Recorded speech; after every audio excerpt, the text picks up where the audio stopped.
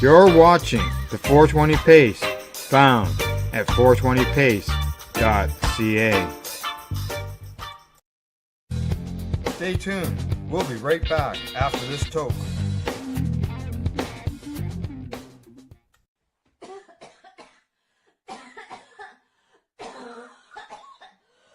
Listening to the Pace Radio Network here at paceradio.net. The views expressed by the individuals during this broadcast are their own opinions, and they may not be the same as those of their group or other organizations they may be involved with.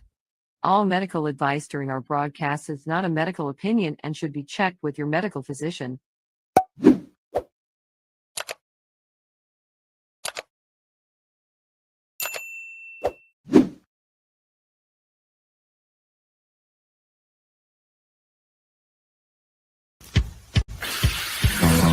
Oh yeah, baby, that's lovely.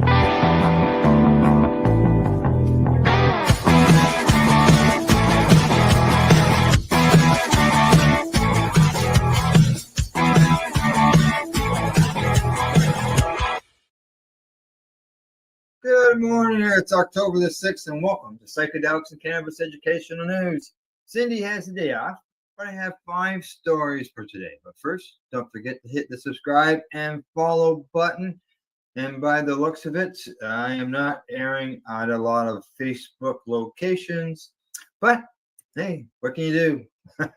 I will just continue on with the news.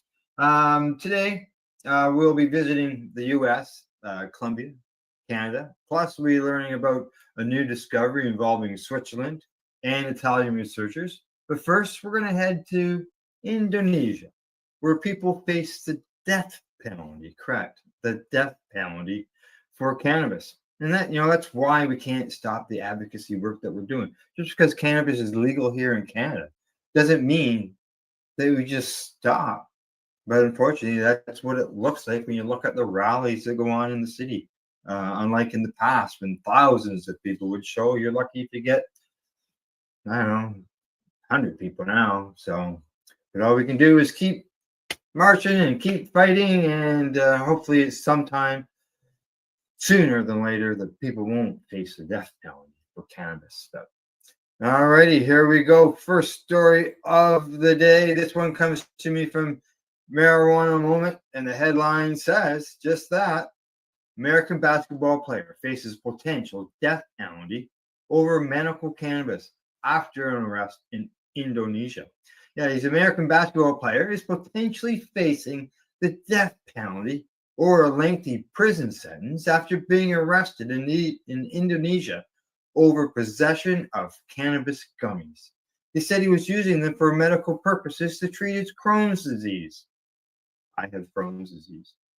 Jared Shaw, a 35-year-old Texan who's played internationally with the team Prawira Bandung and helped secure a victory in the 2023 Indonesian Basketball League, was arrested in May by Indonesian law enforcement after receiving a package of over 100 gummies.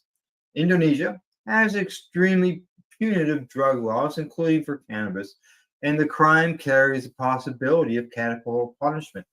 Shaw conceded in an interview with The Guardian recently that he made a stupid mistake, but he explained that he uses cannabis to treat symptoms for his gastrointestinal issues. He says, "I use cannabis as medicine. I have an inflammatory condition called Crohn's disease that's incurable." Correct, it's incurable. There's no medicine apart from cannabis that stops my stomach from aching, he says, and goes on to continue with, "I made a stupid mistake. There's people telling me I'm about to spend the rest of my life in prison over some edibles." Now, the cannabis gummies he purchased and that were delivered to him before being swarmed and arrested by police weighed 869 grams, resulting in a charge that accused him of possessing essentially a kilo of cannabis, even though most of the weight was from non-cannabis components of the edible. The State Department spokesman told Marijuana Moment that they are aware of the reports of a U.S. citizen detained in Indonesia, but that due to privacy considerations, we have no further comment.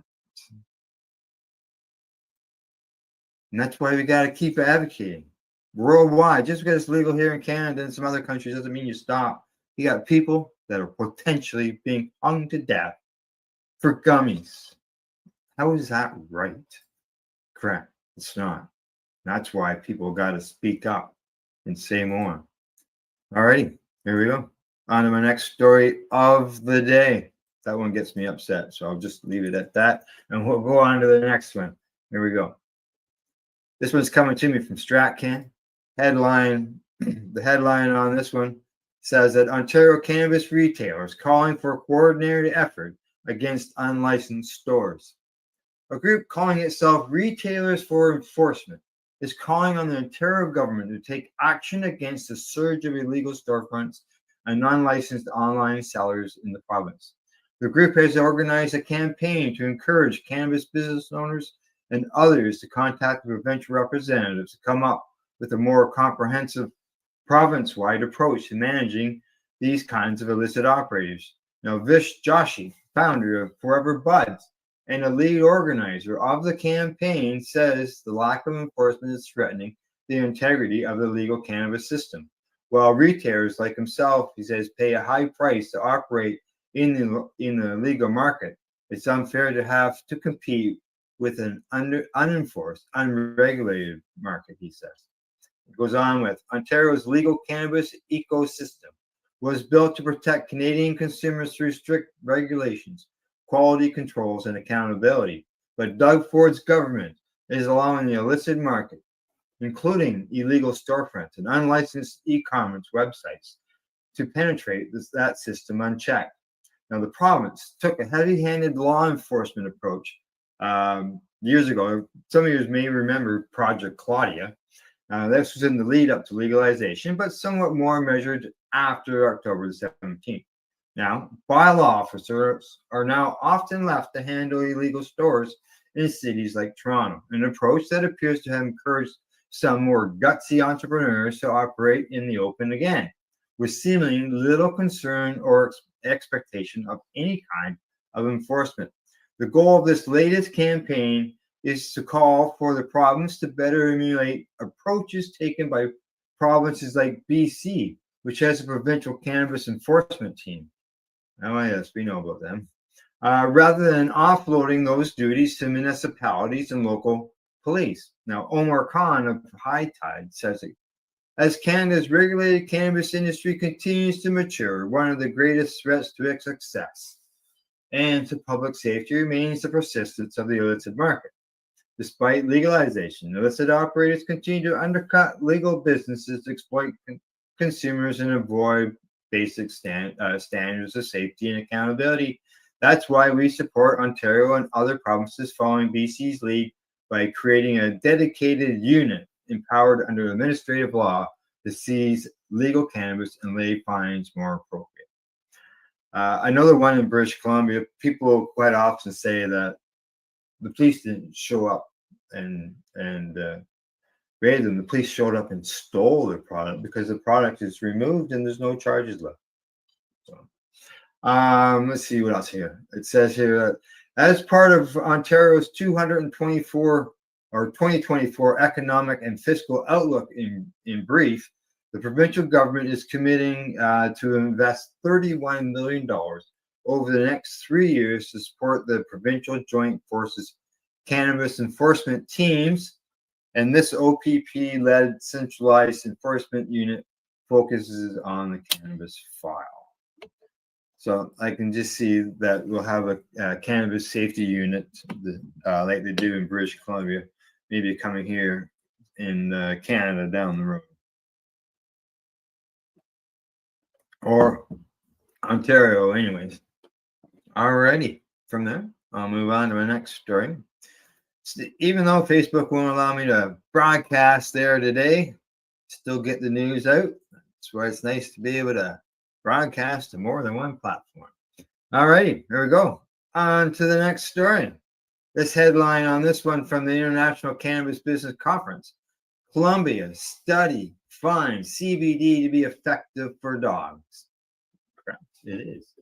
The cannabis industry, as it pertains to products geared towards human patients, gets lots of attention these days, and rightfully so. A growing body of scientific research and patient experiences demonstrates that cannabis is an effective and safe form of medicine. However, the wellness benefits of cannabis are not reserved just for humans. Medical cannabis products designed to treat pets, particularly dogs, are expanding in scope and availability in many jurisdictions around the world.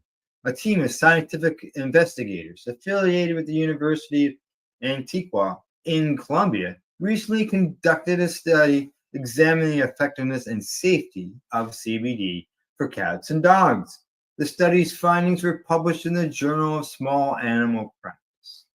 It says a systematic review was conducted across PubMed, Lilacs, Scopus, and Google Scholar from February 2014 to February 2024. The research strategy included both mesh terms and free text keywords related to medical cannabis, including medical marijuana, cannabis, and cannabicrica. That one I've never heard of. Combined with terms referring to domestic cats and dogs, the researchers stated about their methodology. Now, additionally, title, abstract keywords, including cannabis, were used to retrieve literature on cannabinoids and the therapeutic applications. The 22 articles were identified examining cannabidiol-based formulations for osteoarthritis, epilepsy, atopic dermatitis, post-surgical pain, and behavioral issues. Cannabis-based products for medicinal use with cannabidiol as the primary active constituent demonstrated improvements in pain, behavior, and seizures with no serious adverse effects, the researchers found. While promising, the long-term efficacy, effectiveness, optimal dosages, and safety of cannabis-based products for medical use remain unclear. Further studies are needed to confirm the therapeutic potential and ensure safety veterinary use. Now, the researchers concluded the global that's what they concluded. Now, the global cannabidiol pet market was worth an estimated $693 million in 2023, according to a recent market analysis by Global Market Insights. Now, the CBD pet product market is projected to grow at an estimated 18% from 2024 to 2032. That's a big growth over time, for sure. And yeah, there's lots of people out there now who are giving their dogs cannabis in order to help them with a better quality life. So, all righty, that one's gone. And we're going to move on to the next story as I get it all ready here. And this story is coming to me from the Marijuana Moment, where the headline says, scientists discover new compound with remarkable antioxidant and skin anti-inflammatory benefits. The story says, a new cannabis compound that appears to have remarkable antioxidant and skin anti-inflammatory properties has been discovered by scientists. The isolated cannabinoid, classified as cannabitol, CBGD is what the short form is, shows promise for the expanding base of knowledge regarding the therapeutic and medical potential for the cannabis plant. Now, CBGD is formed when two cannabinoids molecules bind together with the methylene bridge, the researchers explained in a new paper. Aside from its promising medical findings, CBGD is also one of the rare compounds in a class known as dimeric cannabinoids, one of only 4 dimeric molecules currently identified in cannabis. The study says that they demonstrated that cannabitol, which is that CBGD, exhibits remarkable antitoxin and skin anti-inflammatory activity, significantly higher than that observed by the known dimeric cannabinoid cannabinoid. Sorry, people.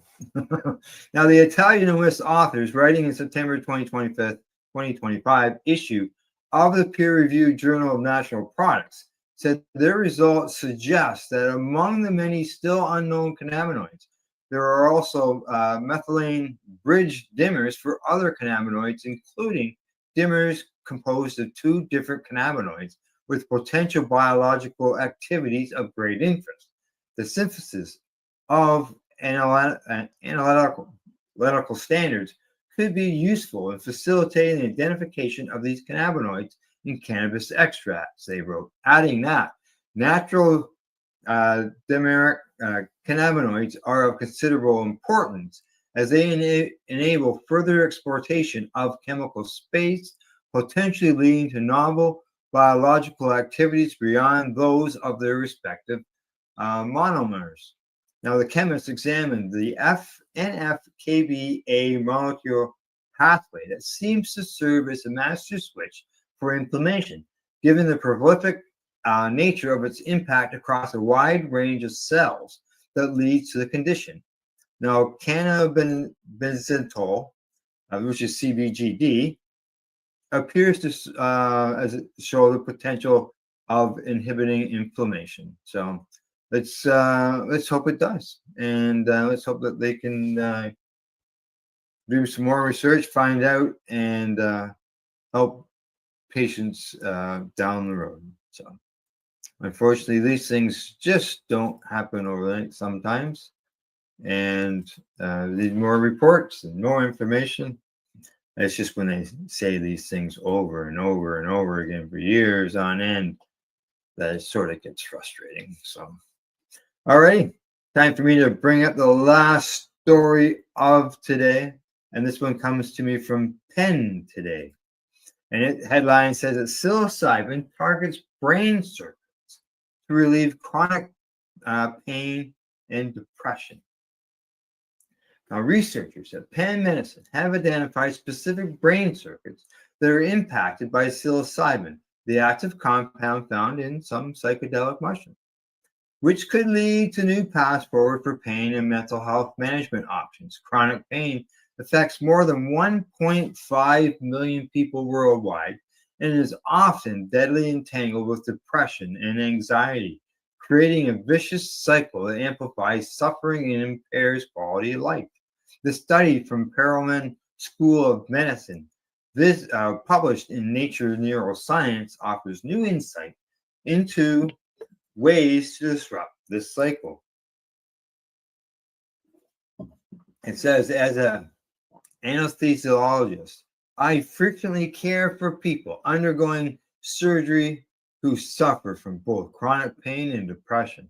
In many cases, they're not sure which condition came first, but often one makes the other worse, says Joseph Sisson, an assistant professor of anesthesiology in critical care at Penn and senior author of the study. Now, the new study offers hope, he says. These findings often open the door to developing new, non-opioid, non-addictive therapies, as psilocybin and related psychedelics are not considered addictive. By administering a single dose of psilocybin, the researchers found both pain and pain-induced anxiety and depression-like behaviors were reduced, with those benefits lasting almost 2 weeks. Now, psilocybin acts by gently activating specific brain signals called serotonin receptors. Now, unlike other signals or other drugs that fully turn these signals on and off, psilocybin acts more like a dimmer switch, says Kretchen, and turning it just to the right level. Now, researchers believe the findings from this study could also inform therapies for other conditions involving dysregulated brain circuits, such as addiction or post-traumatic stress injury, as we like to call PTSD here. Yeah, so there we go. Mushrooms. Just amazing what they keep finding when it comes to the benefits of mushrooms, magic mushrooms. The psilocybin is just doing wonders for many people. Alrighty. Other than that, I'm done for today. Weather-wise, I'm looking nice and sunny out there. Don't forget, if you liked what you heard, check out some of our other stuff as well. Hit the subscribe button and follow button. Other than that, that's a report for today. Thanks for tuning in. And thanks to our sponsors, LimestoneCityHydroponics.com, at ease.ca, and the Campbellford Lifestyle Shop. We'll see you again Thursday morning, 10 a.m. Eastern. And don't forget to educate, medicate, and do not incarcerate. You're listening to the Pace Radio Network here at paceradio.net. The opinions of the individuals during this broadcast are their own and may not be the opinions of their group or other organizations they may be involved with. All medical advice during our broadcast is not a medical opinion and should be checked with your medical physician. Enjoy the buzz of legalization with Campbellford Lifestyle Shop. From lights to plant nutrients, books, consumption accessories, and more, we've got all your basics to grow or consume cannabis. Visit our info center or take a look at our piercing services and body jewelry, now available in-store through Campbellford Lifestyle Shop, 17 Bridge Street West, Campbellford. Limestone City Hydroponics is Kingston, Ontario's hydroponic shop. Take your growing to the next level and create the optimal environment with a tent kit, or maximize your yield with an ebb and flow flood table kit. Either way, Limestone City Hydroponics has more sizes and options to fit your needs. Are you looking for the power of the sun that adapts to your budget? Then look no further, as they have professional grow lighting. They have indoor grow systems that are easy and cost effective, with many options to fit your living space and lifestyle. Cultivate your growing potential. We have everything you need to succeed. And if you can't make it to the store, they offer local delivery to the greater Kingston area.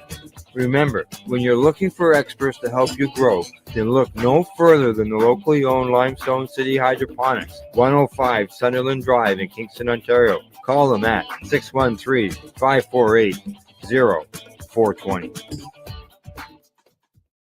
We are people advocating cannabis education here at paceradio.net.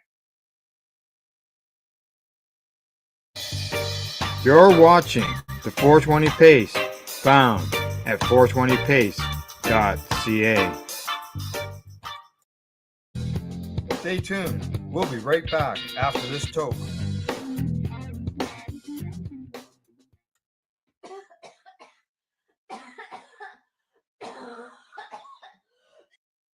The opinions of the individuals during this broadcast are their own and may not be the opinions of their group or other organizations they may be involved with.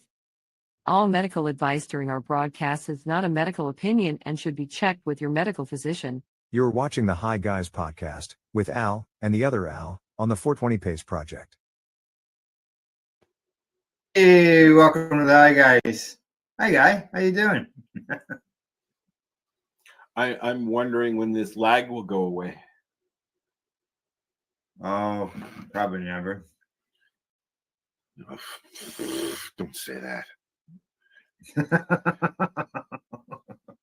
I'm not noticing any right now. I know it was before we went live. I have 4 windows open on a computer that I should only have 1. Ah. And there's a lag between you and I with the audio. Well, I got probably, I don't know, 1, 2, 3, 4, 5, 6, 7, 8, 9, 10. We got about a dozen tabs open. Well, this is what I usually do, but you know. Yeah. But I know yeah. Well, hey, as my son says, my laptop's done good for being around for 6 years. I'm using the laptop that I used to walk around with. Oh, that's old. Okay. I bought it specifically to do our remotes when we were doing audio only. And it's a fast computer.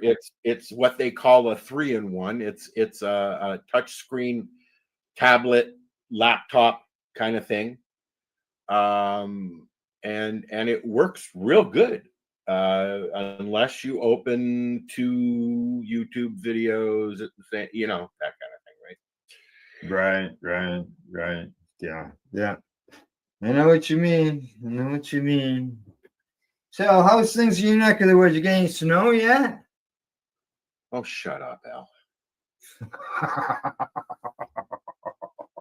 Al. Fort Williams has had snow, which is 3 hours from here, up north. Oh, yeah, Yeah, 3 hours north of you. Yeah, but you know what? Like everybody else, Ontario is in a heat wave right now, and we're in a lull. But next few days, you're going to start feeling it again. They're saying that it's going to be up in the 30s in Toronto. So, oh, I know that I was in Bancroft over the weekend. And they said by Wednesday it was supposed to be a high of 9. Yeah. Well, I sent you my forecast for the week. And Yeah. It's like a roller coaster. But, yes. The plants are loving it. Good. Kind of. Good. Well, they sleep at night, so they don't care if it's a little chilly. I'm worried about frost, but there's a greenhouse, so Yeah. Although well, at least the greenhouse will protect them from the frost. As long as the windows stay in. We had 90-kilometer-an-hour winds yesterday and the day before, all night. And you could hear it smashing up against when it comes up the hill. You can feel the house move, right? Really? Eh? Yeah. So how did the greenhouse make it? How did the greenhouse? Can you hear you? Oh, it can hear. That's right. Yeah. It knock on wood. If it can get through another 2-3 weeks, I'll be happy. Yeah. Well, fingers are crossed that you can. I had everything ready to go to move them in yesterday, and everybody said, "Whoa, whoa, whoa, whoa, whoa, whoa, whoa, whoa, stop!" Yeah, you just took them in for the day to get them away from the bad wind. Yeah, no, that's one thing. But to move them in permanently, yeah, I was one of those whoa whoa-whoers. Yes, you were. Well, I'm not. They're fine. They really are. You've seen the pictures, and they just need another week or two, maybe even 3. We'll play it by ear, and we'll go from there. And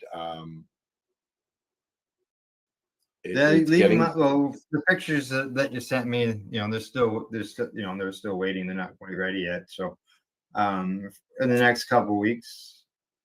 I'm thinking 2-3 weeks. Yeah, because everything's a little slower, and I am about a month, maybe a month and a half behind you guys because of the weather here.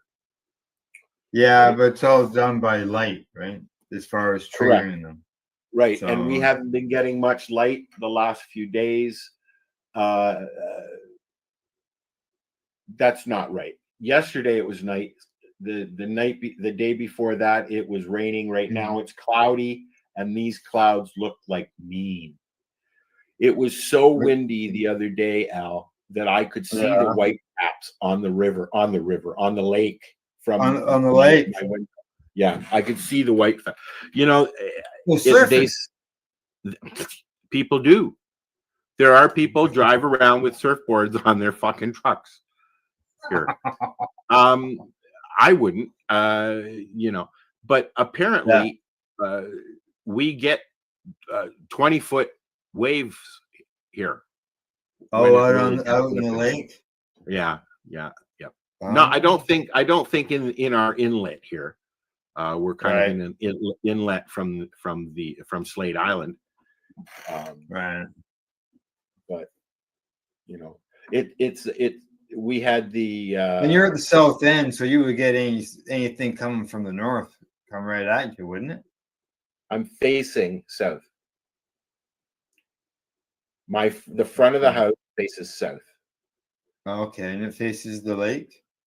And I face the lake. Yeah, I can see the lake. There's a row of houses on the other side of the road, and then it goes right into the forest. Down in the forest is where the bears live, obviously, and also where the golfers live. because that's where the golf course. Right. We have a 9-hole golf course that's supposed to be really good. So Oh, yeah. You haven't tried it then. You haven't been there. my golf days have been over for 30 years, Al, unfortunately. Yeah. I think to.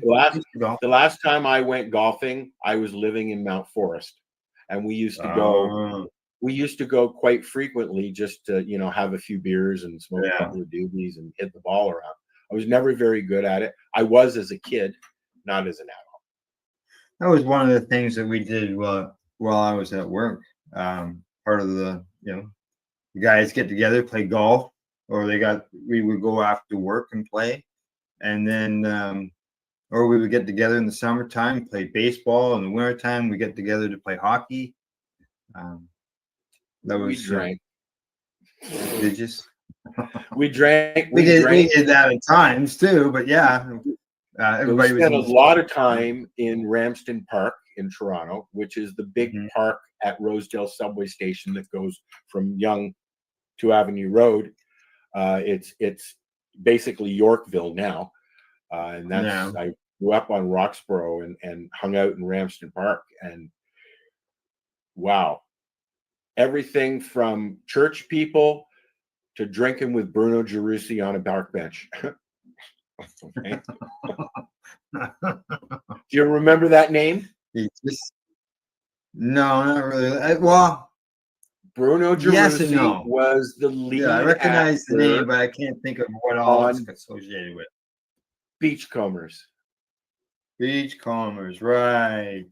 He was also the first. He hosted the first celebrity cooking show. Before Graham Kerr and Julia Child, there was Bruno Gerussi, Italian Cooking show. Yeah. You mean somebody Yep. that came along before Martha Stewart?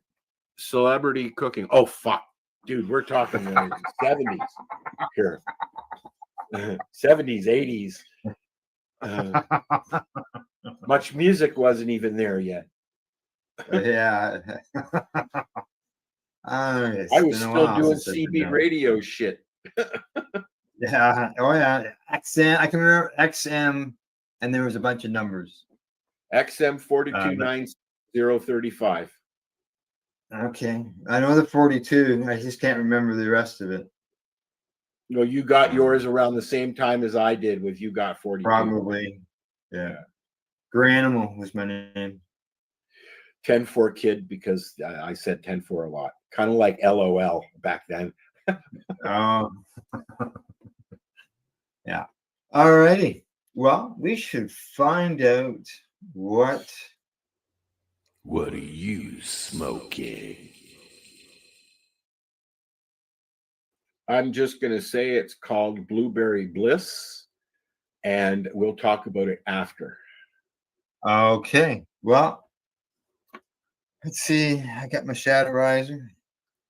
It's got, I think I'm finally to the end of that rosin that I got off of Naomi back in the spring. Really? Yeah, the rum one. Cool. I have just Fico in mine. And then I'm finishing up my comatose Resin? Mhm. Resin rosin. Shadow There, that stuff's a little bit too thick for the Shadowrizer, yeah. Oh, yeah, no, I'm not using it. I'm just Get it saying in there. the amount of vapor that you can get going with it. Oh, That's all. So yeah, I got a pen that has a temperature gauge on it. I can set the temperature, and I very rarely put it on high until the end, just to clean it out. You put it on high. Is it one with the dial? Does it have the dial on the bottom or on the bottom, so you can turn it? Yeah, I actually have two of them that have a variable temperature. Variable. That's our word for today, kids. Variable. Yeah. The geez, I saw your message this morning. I'm just looking and seeing where we're yeah. Okay, no, the code, right? Is that what you're pointing at? The code? Yeah. Yeah. No, I'm looking at their destinations. It just looks so lonely up there. Destinations. Oh, I know. You know what? I'm okay. So let's just tell the people, okay, that Right. we are we've both been barred from broadcasting on Facebook. So although we are live, hi, how are you? I can see it says live I right see there. we are. Go to our Facebook page or go to 420pace.ca and you can watch us live right on our website, like we used to before we had all these finagly things. Yeah. And you can watch all our shows all day long, both Al's shows from Pace, my shows from 420 Radio are there. And all I have to say is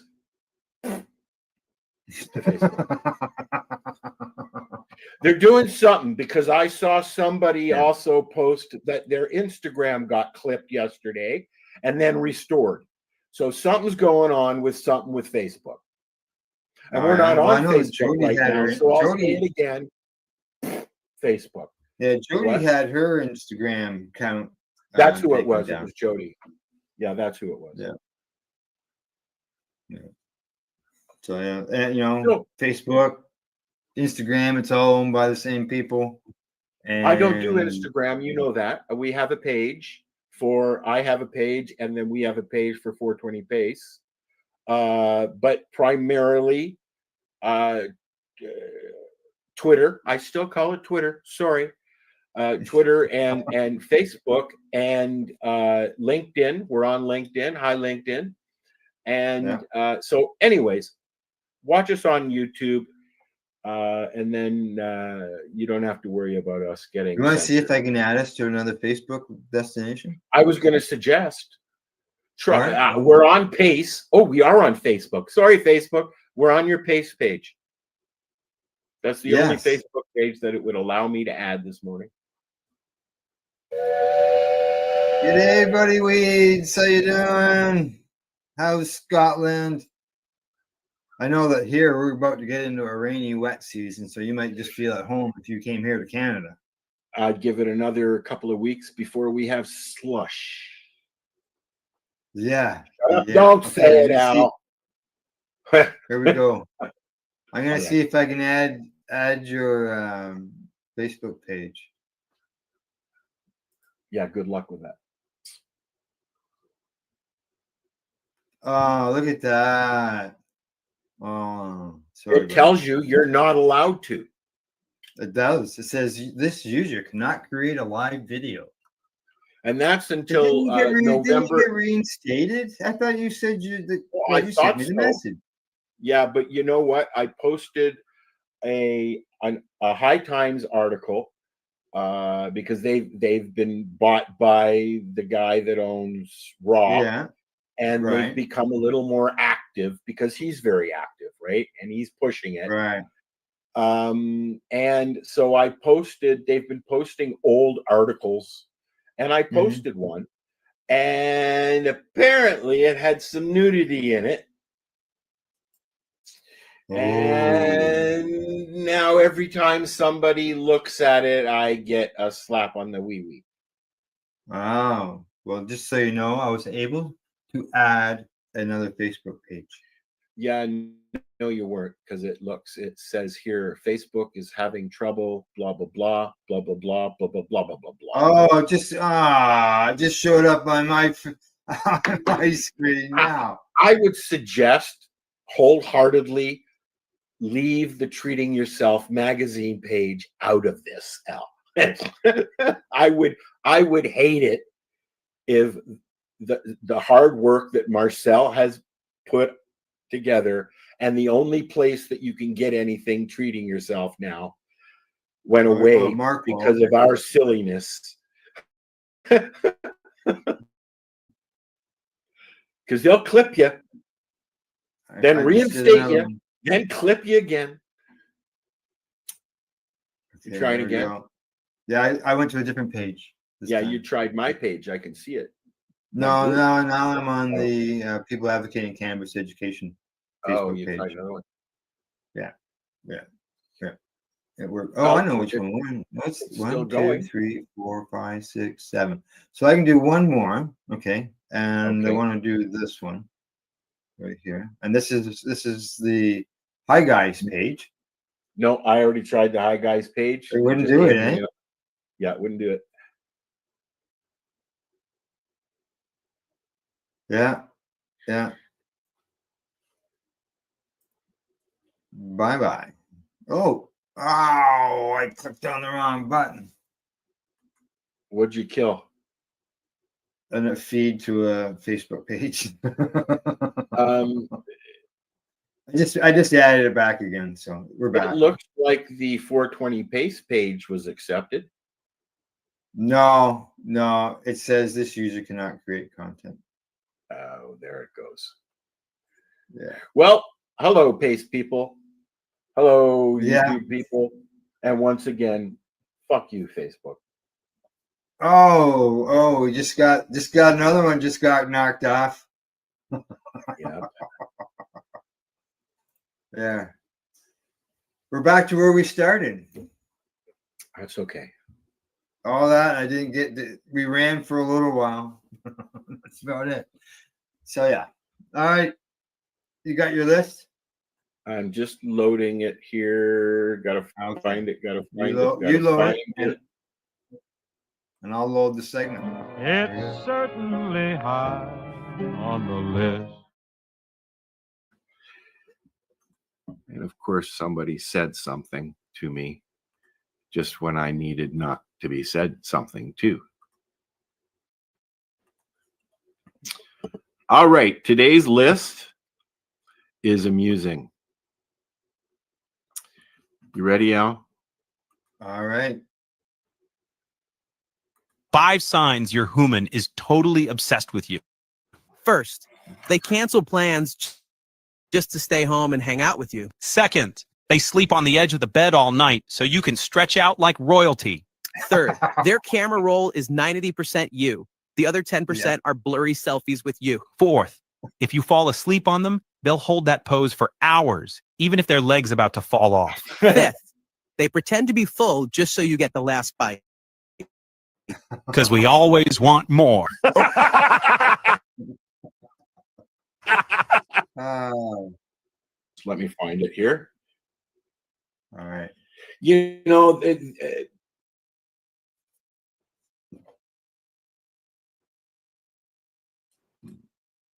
I have it still here. Well, you do your searching around. I don't know if these messages coming. They are becoming the AI posts that I'm finding are becoming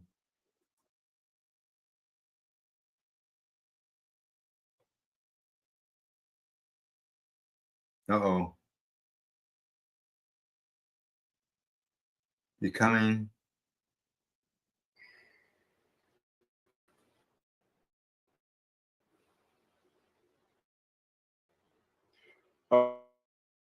oh, come on, it loaded the wrong one. Oh, I see. Yes, I see. please. Okay, yeah, the YouTube loaded the wrong one. I can see you scrolling there. Okay. I'm gonna. Yeah, I found one really with some cats. With my. I found some cat ones. AI generated. I saw that. Okay. Yeah. Okay, were you gonna bring it back up or see it's gone?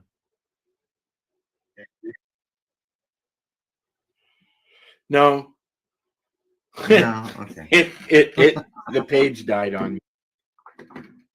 You gonna bring it up or no? Oh, well, you got the one list in there of the top things that the dogs, and humans there. sleeping on the bed. Yes, I do. We have that. But Our dog doesn't. Our dog doesn't sleep on our bed. She just doesn't sleep there. No. No. The cat though, that's a whole different scenario. It's more like I'm so nice for the cat. that I sleep on the Rosa edge of the used bed, to so he jump can up. sleep I wake sideways. up almost.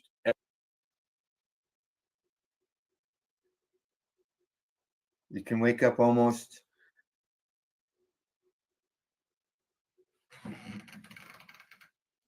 Jesus.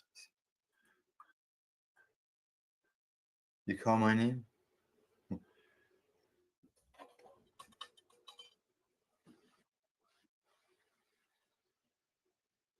No, that doesn't work. I haven't heard anything you've said in the last 5 minutes. Oh, haven't you? Yeah, you haven't moved a lot. No. Okay. I've got some stuff I wanted to load from YouTube, but they won't. I'll Can't get you do to do it. it. Well, no, No. if I just have the one window open, I'm fine, as you can see. Yeah. But if I start loading Facebook pages and videos and everything goes to crapper. Yeah. All right. Okay. It'd be so much easier if we could share from our phone. Do they not have that option in the mobile end of things? It's been a while. You cannot share a screen from your phone. I tried. Oh, did you? Yeah. I just know it's a little different. So we apologize Alrighty. for the jitteriness. Al and I are both having computer issues, but we will fix it as time goes on. We are done with one segment and moving on to the next.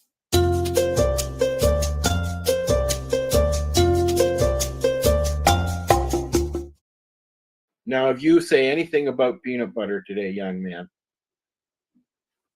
I have two recipes today from Both Cannabis Sherry again. And she's been on my show. She's been on a long time. Yeah. Okay. What don't you want? Is peanut butter this time? No well, peanut I butter. got some news for you. Today's recipe doesn't have peanut butter in it. This recipe, though, I see I've got it down here already, is a cannabis bruschetta recipe. I've tasted that before. I'm not a fan of bruschetta, but Neither am I. But this is for everybody. A bunch of people might like bruschetta. I don't know. So here we go. I'm sure some Italian people do. 1/8 of a cup of olive oil, 3/4 of a cup of tomatoes that are diced, 1/2 teaspoon of garlic. It's minced. 1/8 of a cup of fresh basil, 2 tablespoons of basmati vinegar, a tablespoon of cannabis-infused olive oil, 2 tablespoons of olive oil, and 1 green pepper, small, minced, 2 tablespoons of Parmesan cheese, and 4 thin slices of mozzarella cheese. What do you think, Alan? Do you think you could put 2 tablespoons of infused olive oil in that instead of just 1? I double up all the time, Al. You do? There you go. Oh yeah. Oh yeah. Now, you know, as far as to make when you're medicating, when you're using it for medication, you can do whatever you want. You know, the whole idea is not to be. No, I love the taste of the oil itself, like the Fico. I don't like the groggy. I have a glob. You know, Rick used to say about the size of a grain of rice, right? That's what you want to take every time you take your medication, your RSO. Man, I wake up groggy and shit. So I find that the olive oil mix is a micro dose that actually works really nice. Sorry, I cut you off, but anyways. Oh, no problem. I'm just while you're doing that, I am just adding it to the chat, and people can be able to have access to it. Now, with instructions to say, lightly brush one side of bread with the olive oil and toast in a preheated cast iron pan or grill pan or outdoor grill fire. Now, brush exposed side of bread with the remaining oil. Turn bread after a minute or so and lightly toast second side. Remove from the pan and set aside for it to cool. Now, in a small bowl, combine the tomatoes, the garlic, basil, vinegar, cannabis oil, and stir to mix well. Season to taste with salt and pepper. Divide the tomato mixture between the tomatoes and sprinkle with Parmesan if using it. Well, hold on now. Is it a sprinkle or a sparkle? There's a difference. There's a sprinkle. Now I'm going to, and I see why. And I have the answer to my question, I think. In that recipe, it mentions that the right here, olive oil, quarter cup of olive oil, and they mentioned here a tablespoon of olive oil. And the reason I believe is it's not infused is because you are going to be putting that on the toast, on the bread end of things, getting it to and it'll burn out. Correct. So you'd use the regular stuff there, and then you would use the infused stuff in the correct. Exactly. So there you go. Recipe is in the chat. Now, what else have I got? I've always got two recipes. So just bring one. This one here, I think might be. Where did it go? Where did it go? There it is. This one I think might be good for. I'm thinking the single males. That is because it is a microwave recipe.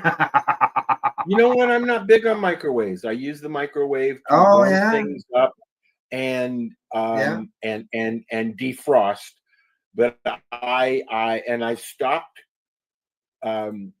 making a lot of fried stuff. I use my air fryer, and I've even stopped using my oven. I use my air fryer. I like my air fryer. I'm gonna need a new. Yeah. We like it as well. If you'd like to donate in the wintertime to my new air fryer fund. Yeah. Kidding him. There's no air fryer fund. Okay. I'm just reading.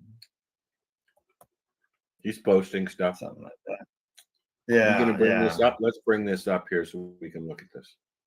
Okay, yeah, you got it. All right, there we go. It is a microwave marijuana pizzadillas recipe. Have you ever heard of these? Well, it's like a quesadilla, I guess. Is it? I don't know. I don't eat Mexican food.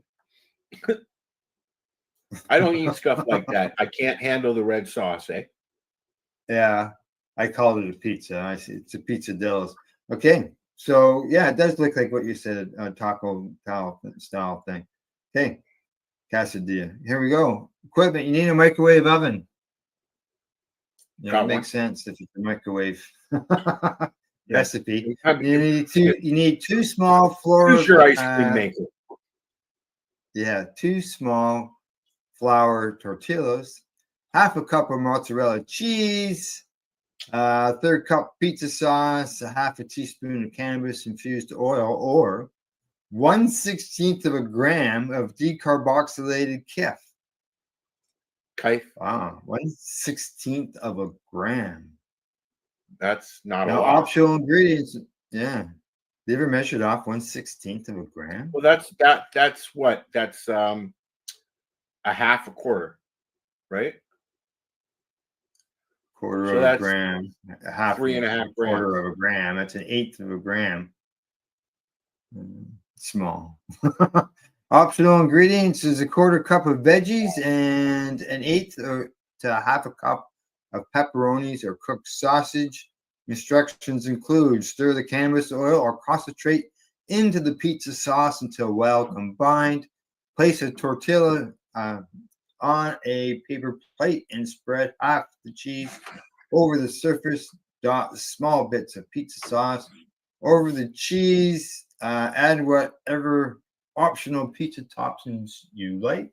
What would you add, Al? I would pepperoni, mushroom, cheese, bacon. I like a meat lovers and extra cheese, please.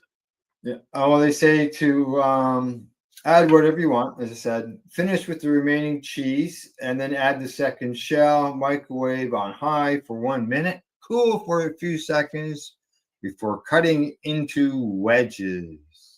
I bet you that would be really good using a pita bread. Yeah. Yeah. I guess the flatbread might be too soft. You could even use a pizza dough and fold it over, I guess. Make a pocket. But then it would be a pocket. Be a pizza pocket, then, wouldn't it? Be a pizza pocket. So there you go. Some recipes. No peanut butter this week. We have nothing better to do at 10 o'clock in the morning than talk about pizza pockets and tortillas. For breakfast. Breakfast tortillas. Water? Coffee? Water. You can't drink coffee, can you? Correct. And I don't like coffee, so I've had some sips in my life, and that was enough for me. I love the smell of coffee. It's a memory from going to Kensington or going to St. Lawrence Market in Toronto every Saturday morning to get ground coffee with my mom growing up, because there was a coffee there, and you can just smell it coming down the hallway. But I don't like the taste. It will make me hurl if I get a coffee. Really? Yep. Not even a coffee crisp. Oh no, I don't even like coffee crisp. No, I completely agree. Yeah, yuck. Yeah. Like even cappuccino. No, nothing coffee. Tea. I like all different kinds of flavors. I tried different flavors of tea, but I'm fine with your no-name $2 a bag for 100 tea bags. Apparently, Tim Hortons price is going up. Oh, I heard that. Well, I actually saw it online. I've seen more people complain about it than I've seen actual notifications. But I don't think there's anymore because there isn't one. But no, yeah, I'm not a coffee person. And I know at one time there's some places. This is going back like centuries and centuries ago. But at one time, coffee was illegal in places because of it being a stimulant. There was a what do you call it? A moratorium on coffee at one point. Yeah. Moratorium. Is that what you call it? Moratorium. Something like that. Sure. It was kind of it was kind of like alcohol at one point where it was banned. Right. Although we didn't have an outright alcohol ban here in Canada during the what was it called? Prohibition. Yeah, we didn't have that here, not for very long, anyways. You know, a lot of Canadian booze went down to the States during Prohibition. Right through Detroit. I'm just sharing some stuff around here, and I'm just verifying something. All right, we're good. I'm curious to know. We've got 3 people watching, and I'm curious to know where they're watching from and what social they're watching us on. Well, I can tell you YouTube and Facebook. I forgot you can look. And then I just shared the Pace Network feed to 420 Radio. Oh, thank you. And the 420 Pace Project. Do you have? I should give you admin in 420 Radio so that you can post in there without having I just did. to. Okay, so then you already have it. Right. Yeah, take a look. It should be there. Take a look. You can post at will in there, Al. You know that. Yeah. I can't. Actually, I can post in there. I posted the YouTube feed this morning, and it let me post it, but we're not allowed to do live anymore on Facebook. Fuck Facebook.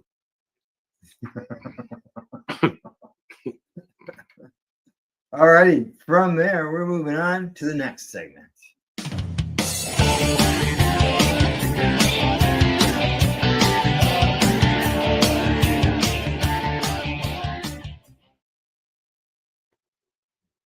Well, did you happen to bring anything today? I didn't ask you before the show. What segment are we doing? Product review. Oh, yeah. Yeah, right. Yeah, you said that at the beginning. You said you had something, but you won't talk about it later. I got something new because they didn't have what I usually get, the combo pack. Okay. And yeah, I thought Buddy was in Southern Ontario. You said he was in Australia. No, yeah. I can't remember. I know that Ireland, Scotland. Scotland. Yeah. So, anyways, what I've got here is the producer is Weed Me, and I don't know if it's called Ripped or not, but it is a blueberry bliss. I got an ounce for $101, I think it was, and at the legal store. It's 21% THC, which I like the lower, right? And 0.7 on the CBD, so there's a little bit of pain relief there. And it's not overwhelming. It's not getting me going, excited and stuff like that. So, and it is a hybrid, obviously. Yeah. Buddy Weeds, he's as you say, he's in Southern Ontario. He's actually around probably in the neck of the woods, as I have a lot of family down that way. So, alrighty. Product review.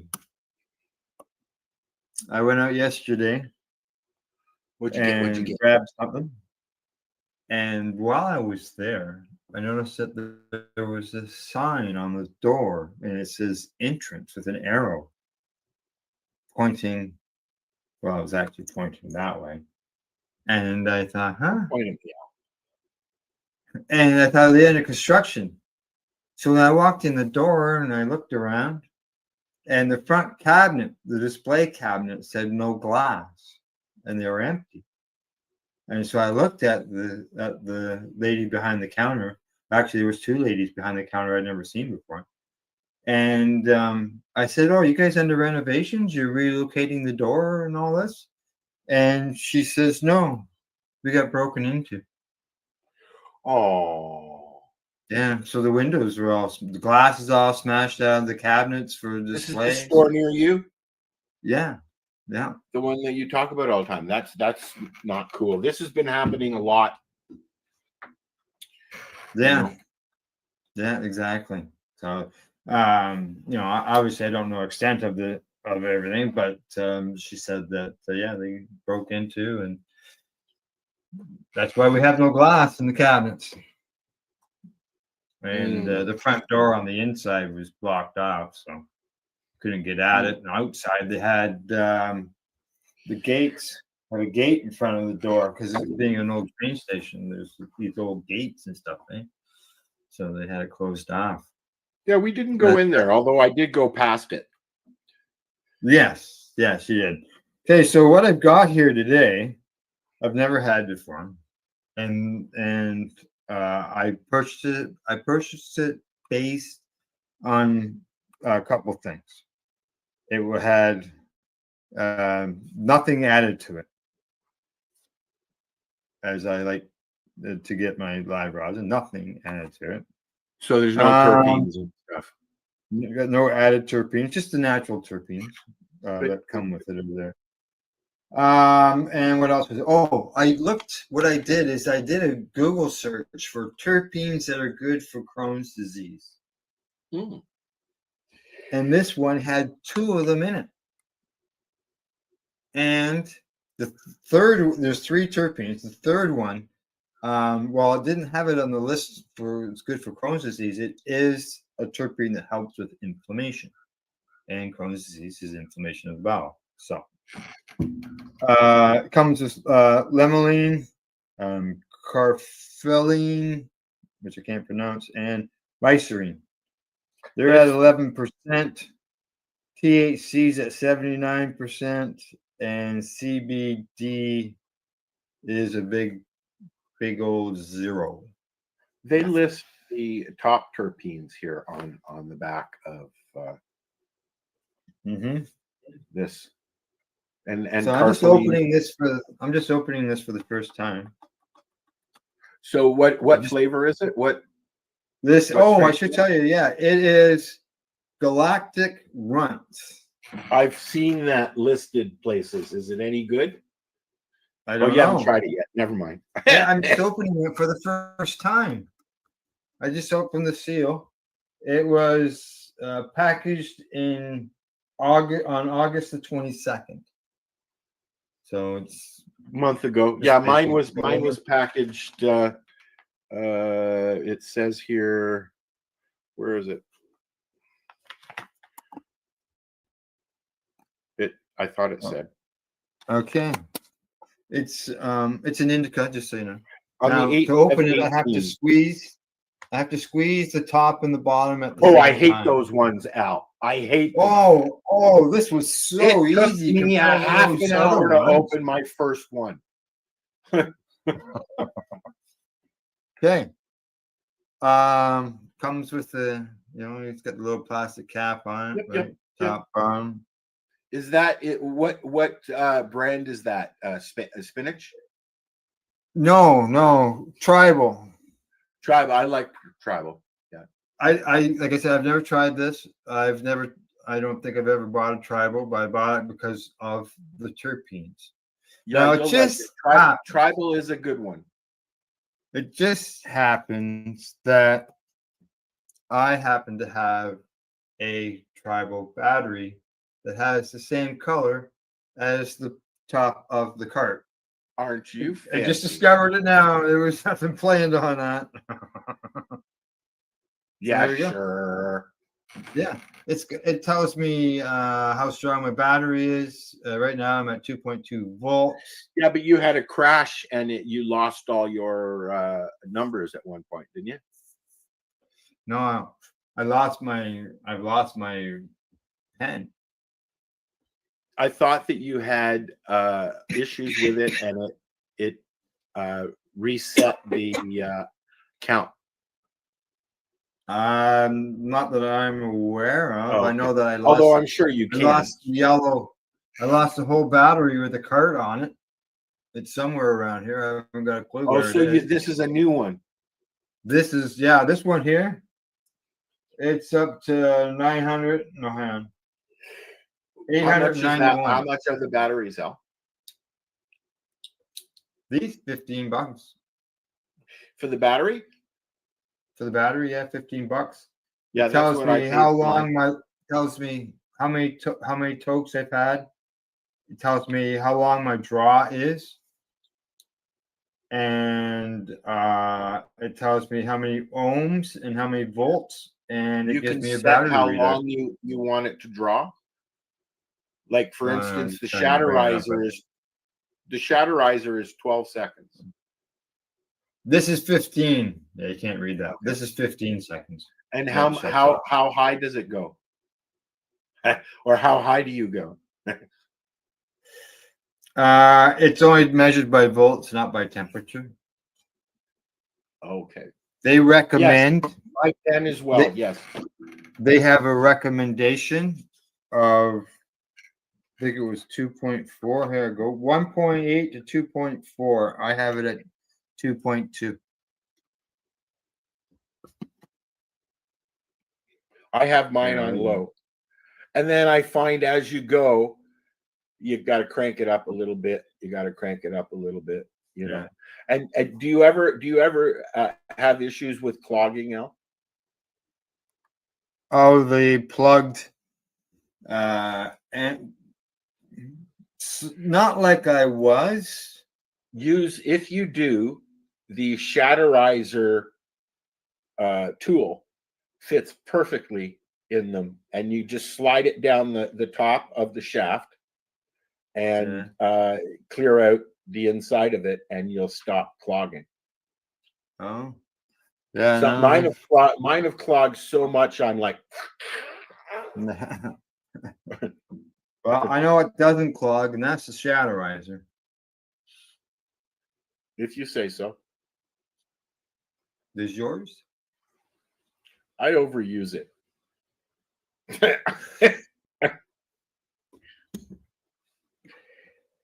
So yeah, That's there you all go. Now, as far as this galactic runts, just to let you know, it says that it has one ingredient, one fresh frozen galactic runts flour.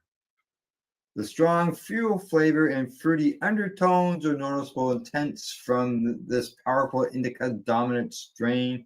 They say it is a Falcon 9 and runts. So Falcon 9 is Sunset Sherbet crossed with Tina, and runts is Zittles, I guess, is crossed with gelato. It's best appreciated for its fruity flavors and tropical citrus and sour berry notes. I've seen that exact review for other cartridges as well. Did you? Yeah. Now, I know that the website has the terpenes. It says it's got one on here that's not on the label. So that's just input information that would probably just need to be corrected on the website, I would assume. So yeah, there you go. Now overall, as far as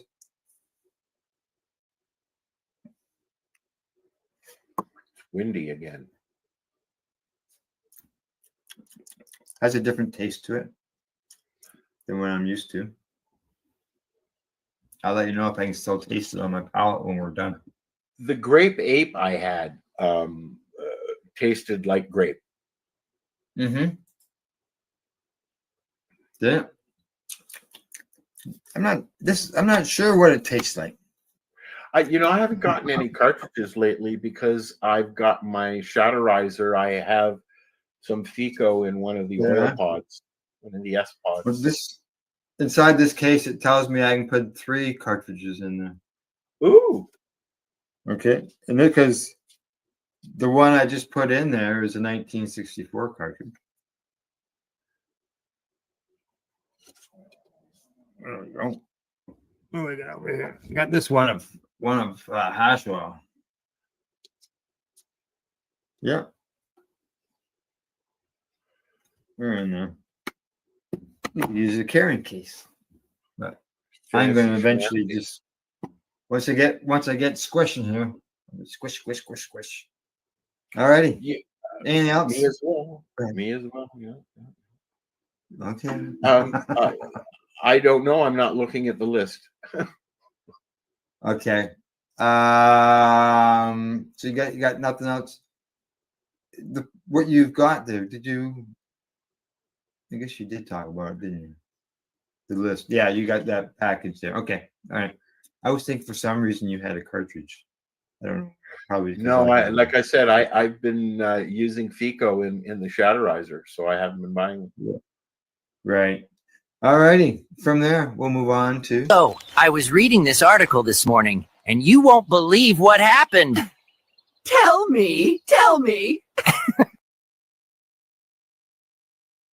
Yeah, go on. Tell me, Al. Tell me. As you and I and many other people know, it's finally becoming more and more public, and that is the fact that cannabis may help patients with substance use disorders. Really? They're just telling people this. Yeah. Let's see. How long have you Research known that, Al? many years, man, many years. That's why I don't. I've only had prescriptions for opiate drugs while I've been hospitalized.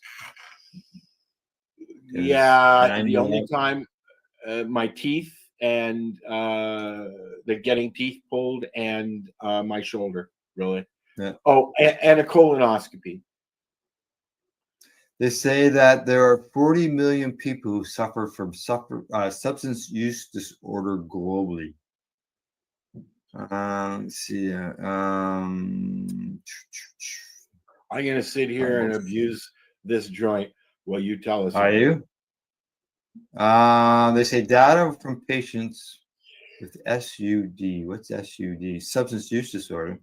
From the UK Medical Cannabis Registry were analyzed. Outcomes include changes at a 1, 3, and 6 months from baseline. Single item sleep quality scale, analyzed anxiety disorder questionnaire. Okay. Let's see. That's how they used it. They did everything. They said improvements in these was observed. Let's see. They have something here about consumption at baseline, but it doesn't say what it's exactly referring to. They say that there was an associated improvement in health-related quality of life and reduction in prescribed opioids in individuals with substance use disorder treated with cannabis. I'm just looking for how they have it broken down here in letters. Come on. Cannabis. I know it's cannabis. They have it a certain, there we are. Cannabis-based medicinal products. It doesn't say what the product is. Oh. Yeah. So there you go. Study that says that cannabis-based medicinal products help people with substance abuse problems. So. Yeah, but they don't tell you which. No. Kind of more detail would be required. Yeah, but you and I and advocates and stuff know all that stuff, but there's people who would never see that stuff that we see. They would never follow cannabis. Well, news. because a lot of that stuff that we see and we look at outside of mainstream media doesn't get picked up because mainstream media wants to do fluff pieces and that kind of thing, right? Well, last week there was an article that was in mainstream media about cannabis oil and how it has helped with lower back pain. It helps with a lot of reaches, at least that reaches people who wouldn't normally see it, which is, I look at that as a bit of a benefit. So, all righty, what else have we got in news? Let's see. There was OPP. a couple of things in there. Yeah, I've got, actually there's 3. I've got 2 here, and I know there's one that you were talking about there. I don't have it up right now. This story needs to be moved. Okay. OPP seized $122 million worth of cannabis plants at the Taganega Mohawk Territory raids that we had talked about in a previous show. Oh, don't talk about that. Somebody might get mad at you, Al. It's all right. They won't know any difference because they I was waiting for it. Wasn't quick, Al. Come on. Anyways. Yeah, see, they see 72,000 cannabis plants is what they picked up for. They say for $122 million. That, to me, at one time, a plant used to be worth $1,000. The average Is that is was the price $1,000. that's the price they had on it, was $1,000 per plant? They have more than 1,000. They have almost $1,500 a plant. Well, it's gone up. Tell me where in the hell did the price go up anywhere in order the value of cannabis for them, for the police to say the value of cannabis is higher than the number of plants? I see it going It down. was always $1,000 before. So that was a bit of a gripe I had with that. Let's see. They say that the police services there on the reserve and the OPP organized crime unit, they started this back in April. They had services from the OPP, the Taginaga Police Services, Canada Border Service Agency was involved in it. 10 people, including 6 non-community members, were arrested and charged under the criminal code. And that's why this happened, because this was non-indigenous folks growing on indigenous land, and with or without permission is a no-no. So. Yeah. Now there's been 5 residents of BC. These are the people these are the accused. 5 from BC, 1 from Newmarket, 1 from Belleville, 1 from Oshawa, and 2 from Taginaga. Bikers, what does it say? I'm just going through it here. They say non-community members have jeopardized community safety. It just says non-community members. Eh? Yeah. Yeah. You can see I got a picture here of the greenhouse. I don't know if you saw pictures before in the news. I saw pictures of above the fields. Yeah. Yeah. Yeah. Yeah. So I saw video and stuff from up there as well. Here we go. This is inside one of the greenhouses there. Nice. Yeah. So were they out? Some of them are out in the open, right? Oh, there was piles of them out in the open. Fields and fields. So yeah, there's a list here of people that have been arrested. Are they ethnic names?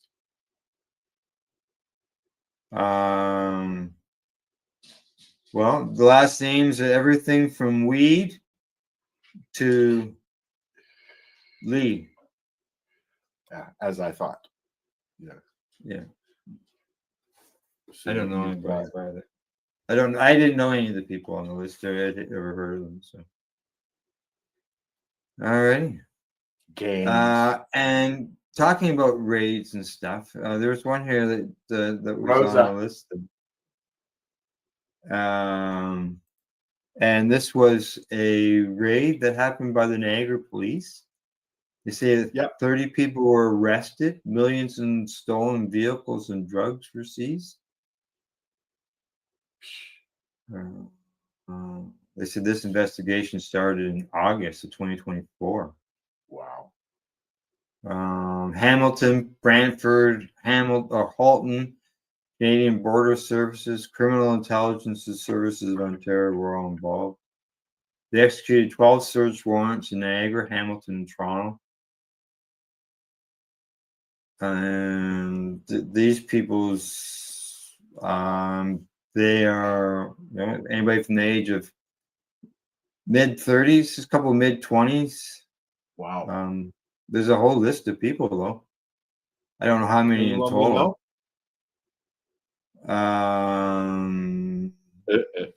There, I'll just bring up all the names, and you can just tell me if you know any. Here we go.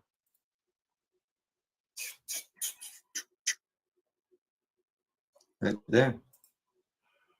They said in total, dozens of people across Niagara, Hamilton, Toronto, and Montreal were taken into custody as police dismantled what they described as significant drug and organized crime network. See anybody local to you? Looks like they're all in the Hamilton, Welland, Toronto, Niagara Falls I don't see area. any names that pop out. No. No. No. No. There you go. Anything else in the news? You had one there about an. Oh, well, we're looking at that for the sports end of things, but I didn't. Maybe you can talk about it when we get there. But you got anything else in the news? Yeah, Michael Sanchez or something like that. That's I don't. sports. I don't think so. Al. I don't have anything open. Remember? Right. Correct. I thought maybe you might have had something off the top of your head that you know about, right? Well, I can look on my phone. Look on your phone. There you go. And see what I had posted in there, and oh, wrong window.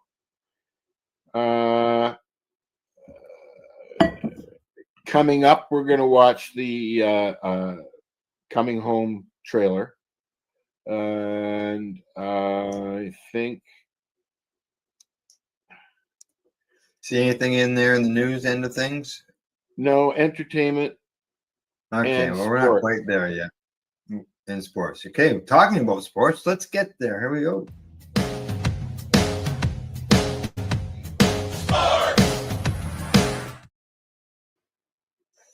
Sports. All right.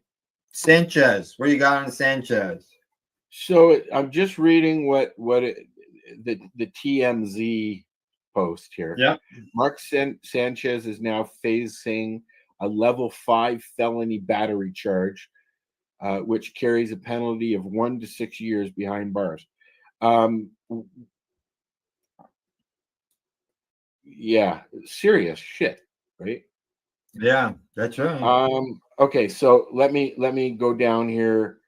There was a stabbing incident involving Mark Sanchez, and he is a 38-year-old former NFL quarterback. He was hit with 3 misdemeanor charges: battery resulting from injury, public intoxication, unlawful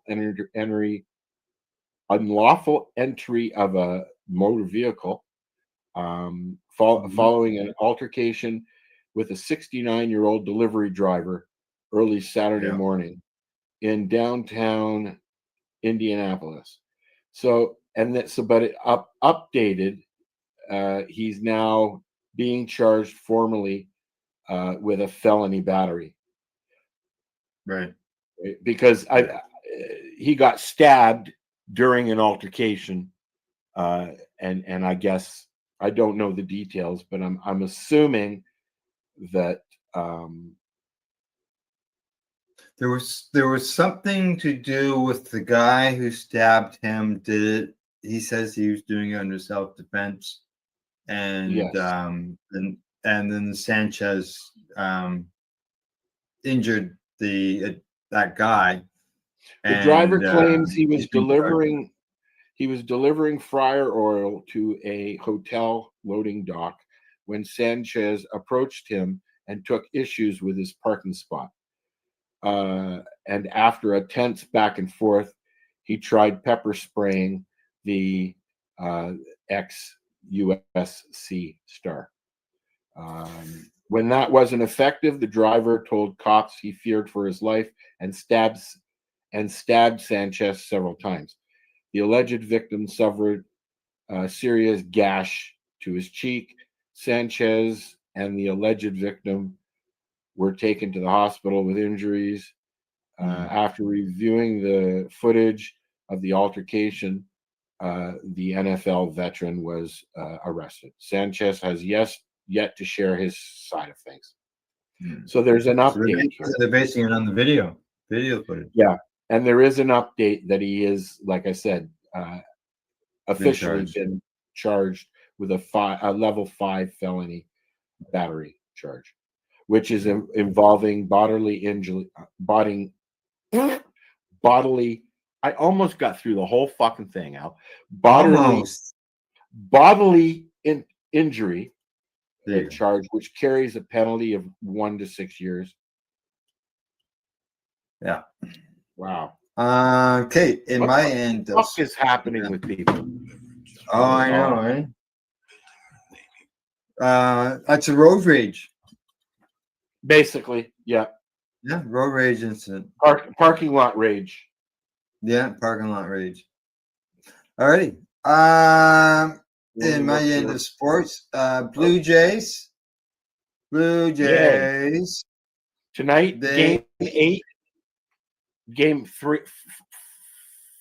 Game 3. 3 is what? Tonight at 8 is game 3. Yeah. Now, in the first 2 games, Toronto, as you know, has won them both with a combined score of 23-8. I know, right?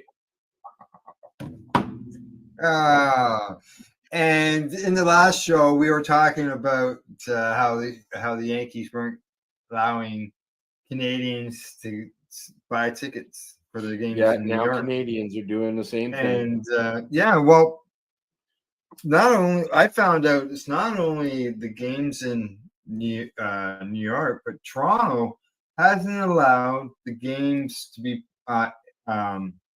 tickets to be sold to people from New York all year. It's not just for the playoffs. This really? has been going on all year in Toronto. Wow. That's what I thought. Wow, holy smokes. I didn't know that. I'm a fair weather fan. I only watch sports when the Leafs are doing good or the Jays are doing good. So yeah, I do watch Olympic stuff though. What? The Jays are doing good. They win this. Oh, they yes. go on to the World Series. Just a little. Yeah. We They're know kicking ass. somebody who's got tickets. We know somebody's got tickets to Game 5. And I said, I hope they don't get to use them. And I was asked why. Well, that means that they blew a 2-game lead. They get the Game 5. Right? So we don't want it's going to be an interesting game this evening. Yeah. Now, also in that game too, Toronto had a rookie at the plate or on the mound. Yep. And all reports I've read is he did very well. He's only 22. Wow. He opened the season in Class A. Dunedin. That's where he started, in Class A, way down in the minors. And now look at him. He'll be pitching in the World Series. Keeps this up. Okay. So yeah, there you go. Blue Jays on their way. One more win, and we're off to the World Series. And you said that's tonight? 8 o'clock on Fox 8 o'clock tonight. and Sportsnet. Yeah. Now, I have one more news story, and this was something that I went, wow. Well, I can see why this sort of happened. But in Cape Breton, they have a first all-girls hockey rink in Atlantic Canada, and that's in Cape Breton. All girls. Yeah. They said, I'm just trying to find where it says why. There is a reason why. They believe it's the first rink in Canada dedicated entirely to women's and girls hockey. It's special because normally they say they get a shortage of ice time and normally get kicked to the later ice times. So they say that it's great that they own their own arena now, have their own ice. Let's see. They say the proportion of the funds for the arena came from the Blizzard's 2022 Craft Hockeyville win. You've seen the Hockeyville contests? No. Oh, haven't you? Oh, yeah. Hockey Night in Canada there. They put on a contest through Craft for towns to put their teams in to win Hockey Town of the Year, and they get money given to them in order to create improvements in the arenas, and in their towns. Our local towns have all been nominated over the years for it, and I think one of them might have won or I got have to the final. Okay. Yeah. No, I've heard of things like Oh. that. We're trying to get nominated for hometown Canada. Yeah. Yeah. They say this is the first time in years that we've had every team having 2 practices a week for the girls. Let's see, the 4-year, $40 million renovation to a 1987 Canada Games complex. Really, so that they can use it. Yeah. Well, Well, yeah. Better than you know what? That's better than most places around the world, because they'll have the Olympics, they'll build a whole stadium and everything, and then it just overgrows. Nice. Even the Montreal Stadium went through that, right? Yeah. From the Olympics. They say that it also makes this the first. Okay, there's a first arena in Cape Breton and 4th in the province that is fully accessible for sludge hockey, because they've raised the ice surface, so there's no step to go onto the ice. So para athletes, para hockey players can glide right onto the ice from the dressing rooms. Awesome. So there you go. That's good. So everybody can play. Correct. Exactly. Yeah. There you go. No scores. They didn't bring any with me. So, but go Jays, go! Right? Go Jays, go! Go Jays, go! We used to go all the time. I'm going to try and watch it tonight. Yeah, we used to get tickets years ago, and I'll date myself because we used to order them when they played at Exhibition Stadium. My first game was there. I used to go with my mom. Yeah, oh yeah. And then later in life, she was my mom for the last 20 years of her life was obsessed with the Blue Jays. Obsessed. Wouldn't go anywhere if the Jays were playing, you know. Yeah. But we haven't been to a game. I think the last game that I was in my 20s. Yeah. Well, I've gone. We were buying tickets when they were when the Sky Dome opened and stuff like that. I've been to the Sky Dome for games in that. It's probably been 30 years since I've been there. At least. Well, that's late 20s. Yeah. Early 30s, late 20s. So mid 30s. You're older than I am. It's been a while. For sure. So hopefully next week we'll be talking about how well they're doing in the World Series. Or not. Correct. Yeah. From there, we'll move on to the next segment. Here we go.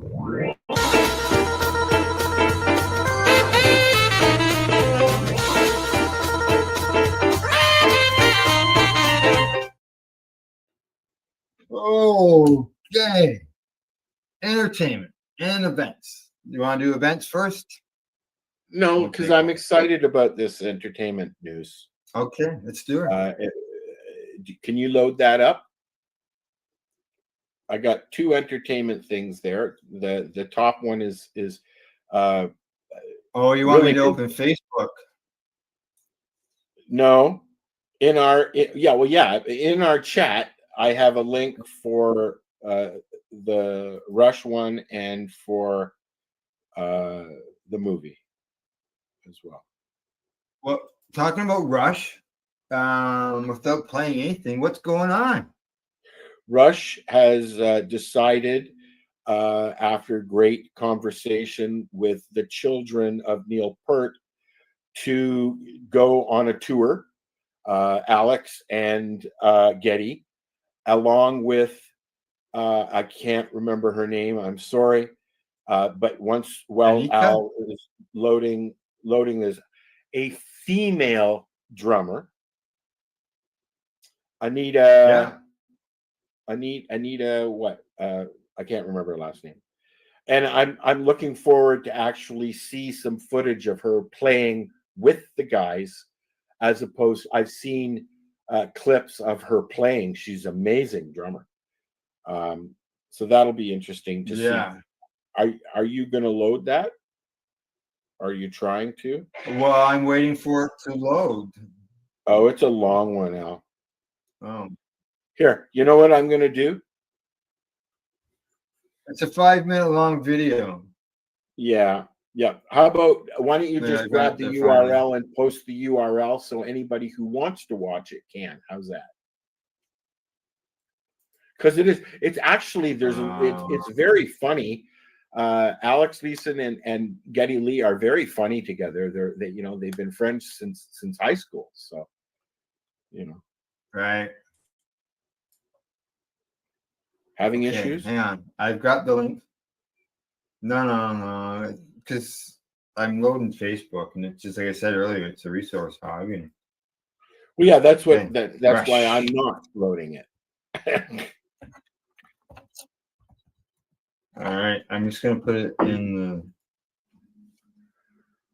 the. Yeah, so Rush is going out on tour next year, and it will be Alex and Geddy and Anita, I think is her name, and they're going to do a 7-city tour. Well, why don't we I have just happened to have the Rush website, rush.com, with the information of the tour. Here we go. Geddy Lee and Alex Lifeson to celebrate 50 plus years of Rush music, their legacy, and honor late bandmate Neil Peart. And it's 50-something tour, consists of multiple shows across 7 cities. You can better believe they'll go to Toronto because that's where they're from. They are scheduled for August the 4th and 5th in Toronto. Yeah. I would happily, one of my first concerts was Rush and Trooper. Oh yeah.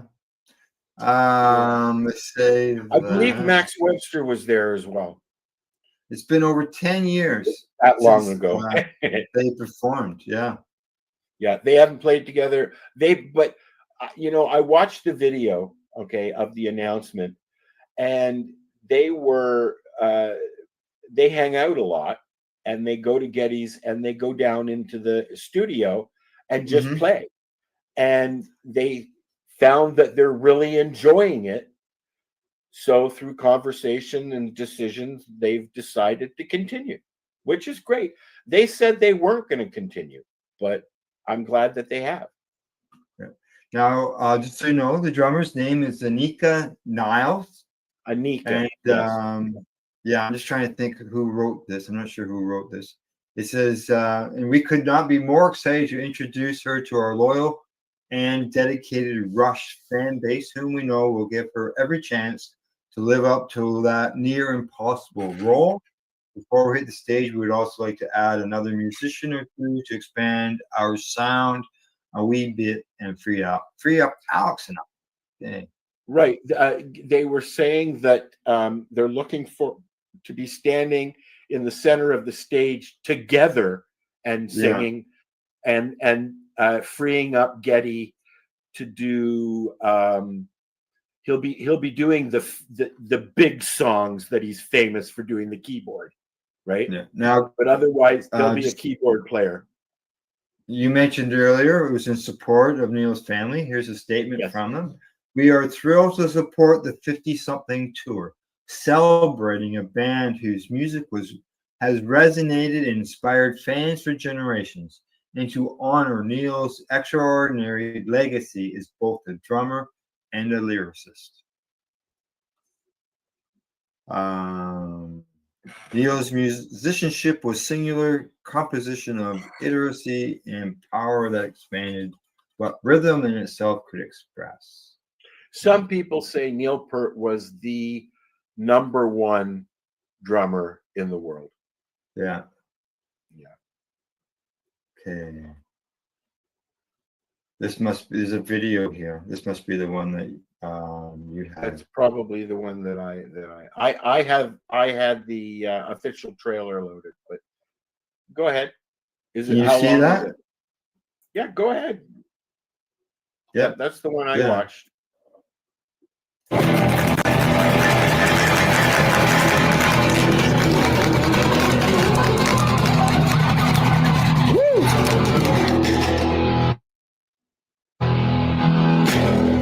Nah, that's a chord. That was way better than the other 15 times we did this.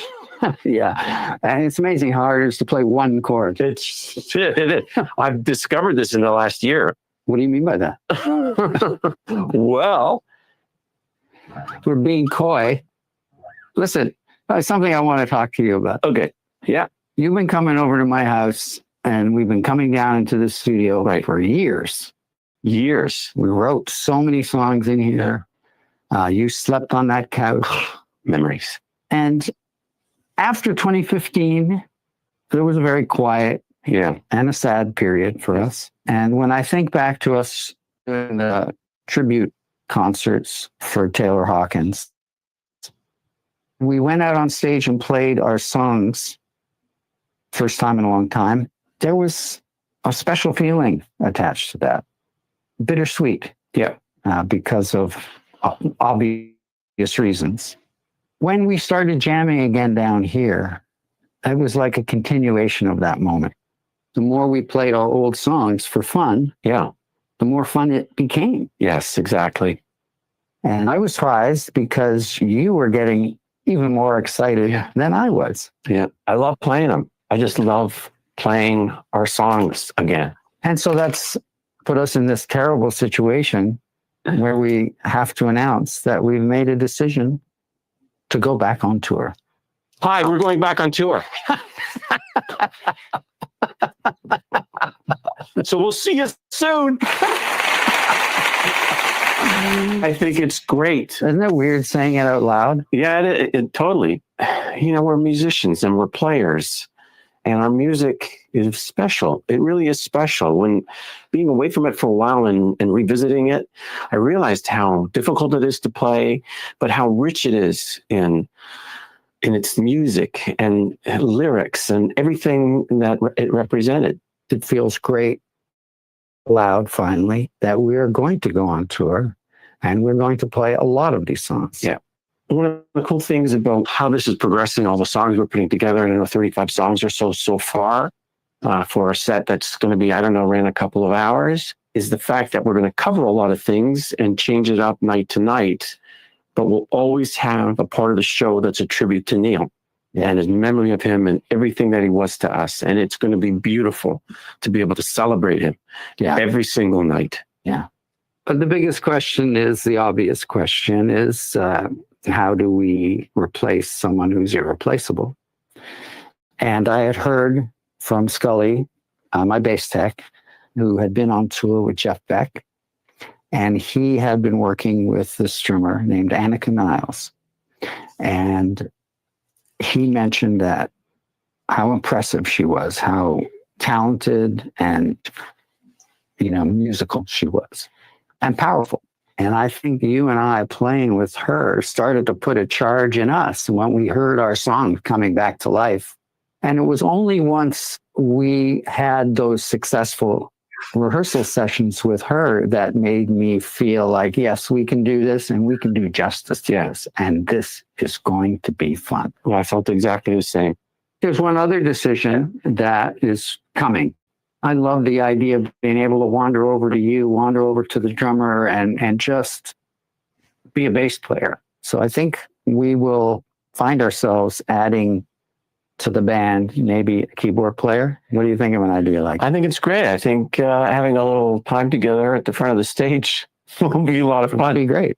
I think for songs like Tom Sawyer, et cetera, it's going to be important that I play those signature keyboard parts. It will be very liberating for you, and we can start working on the dance routines that we wanted to do for so long. So it's amazing. This is going to be great. Give me a hug.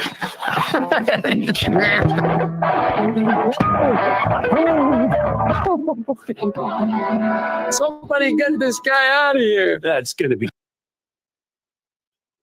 There you go. That was I'm the looking video. forward to that. It'll be. I'll see the videos. I'll watch. I'm sure they'll put a thing together. Yes, correct, buddy. Correct. Buddy says it's great to see them getting back into it again, and they are still having a great time playing together. I can remember that, like, when they were, doing high school tours, going to high schools and playing. They played in the Camelford High School. When they were, still up and coming.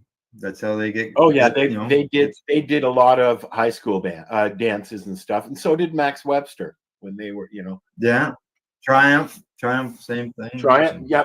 Like I said earlier, my first, we saw a lot of concerts at Maple Leaf Gardens because one of my buddies was an usher, and that's all I'll say.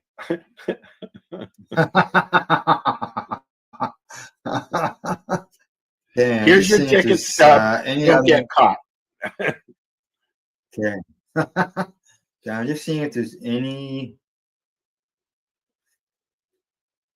like, a list. Another list of the places. Here we go. Tour dates. I will bring them up on the screen so everybody can see them. And you just know that there'll be some surprise performances as well, obviously. Yeah, I wouldn't doubt it. Like, when the Stones, when the Stones come into Toronto, they always play some bars. Always. I see Church. He says, can't wait to watch them dance. And Buddy Wee said that he saw them play at the SARS concert in Toronto.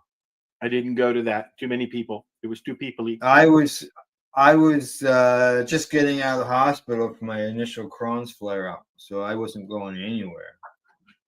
I watched it. Okay, it was on Much Music. Yeah. Obviously, these dates are 2026. They start June the 7th in Los Angeles. That's a Sunday. They have 2 shows there, 7th and 9th. They move from there on to Mexico, then Texas. They're in Illinois and Chicago. They're in New York at the end of July. Madison Square Gardens. They're in Toronto. August the 7th and the 9th. I said the 4th and 5th earlier, but the 7th and 9th. They're in Cleveland. Yeah, they're only. And it looks like Toronto is the only presently the only Canadian date. Yeah, that's it.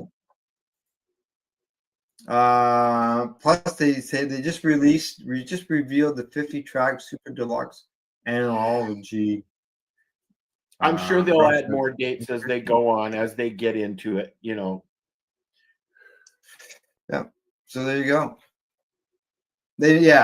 As they get it going, and as they commented, they really enjoyed doing what they were doing. They may just really enjoy it and maybe add some dates to that. So another geriatric tour. Yeah. Hey, the drummer's only in her mid-40s. She's 30, she 37 has years, 37, I think that it said. Yeah, she has a very good what do you call it?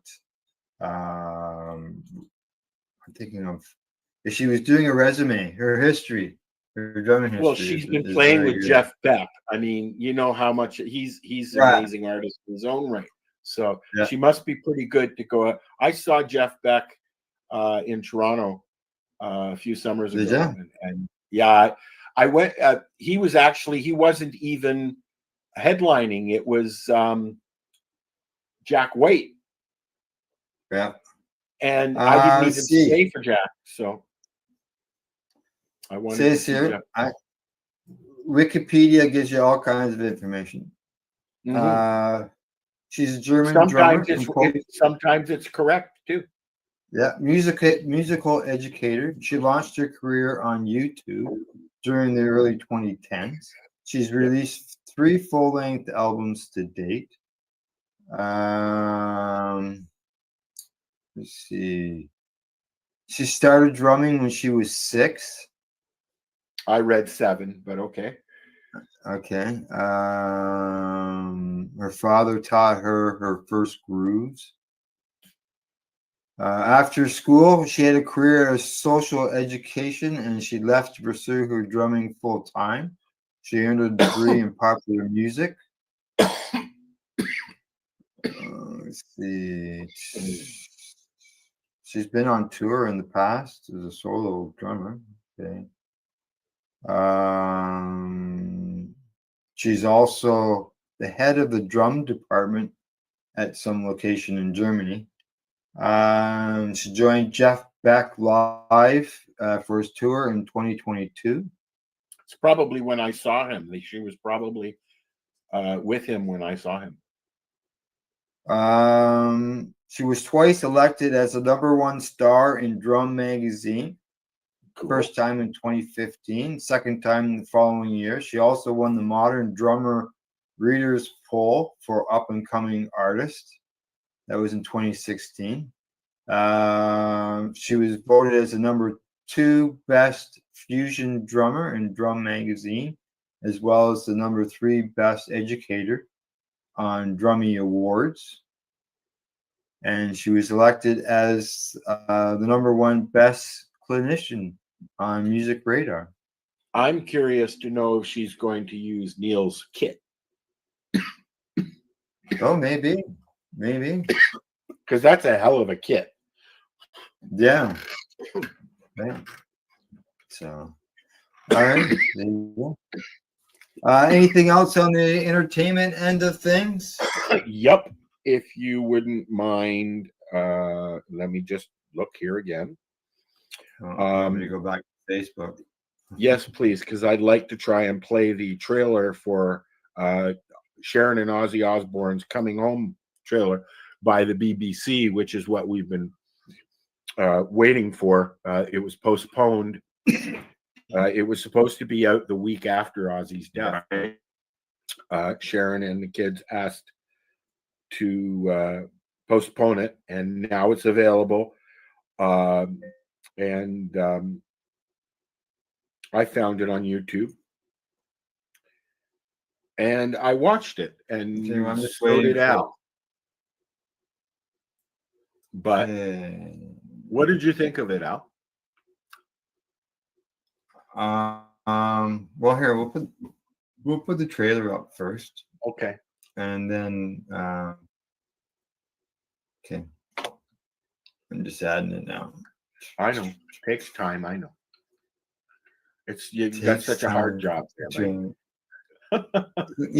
it's when I watch some of these podcasters, I think to myself, either they do a lot of editing or they have somebody that does the controls behind the scenes, so they are not. Well, I will have to say, being somebody that used to run your podcasts for you in the background, it is. I've always tried to have one person doing one thing and somebody else doing another thing, and then somebody else, you know what I mean? But now with my show, I'm used to just doing it all myself. Like the others are there, but I have to control everything. So we still have to control everything. All righty, here we go. Trailer. I'll bring that into the screen there, and I will hit the emoji. Sharon, stop! Stop it! Stop! Stick up! Don't drive!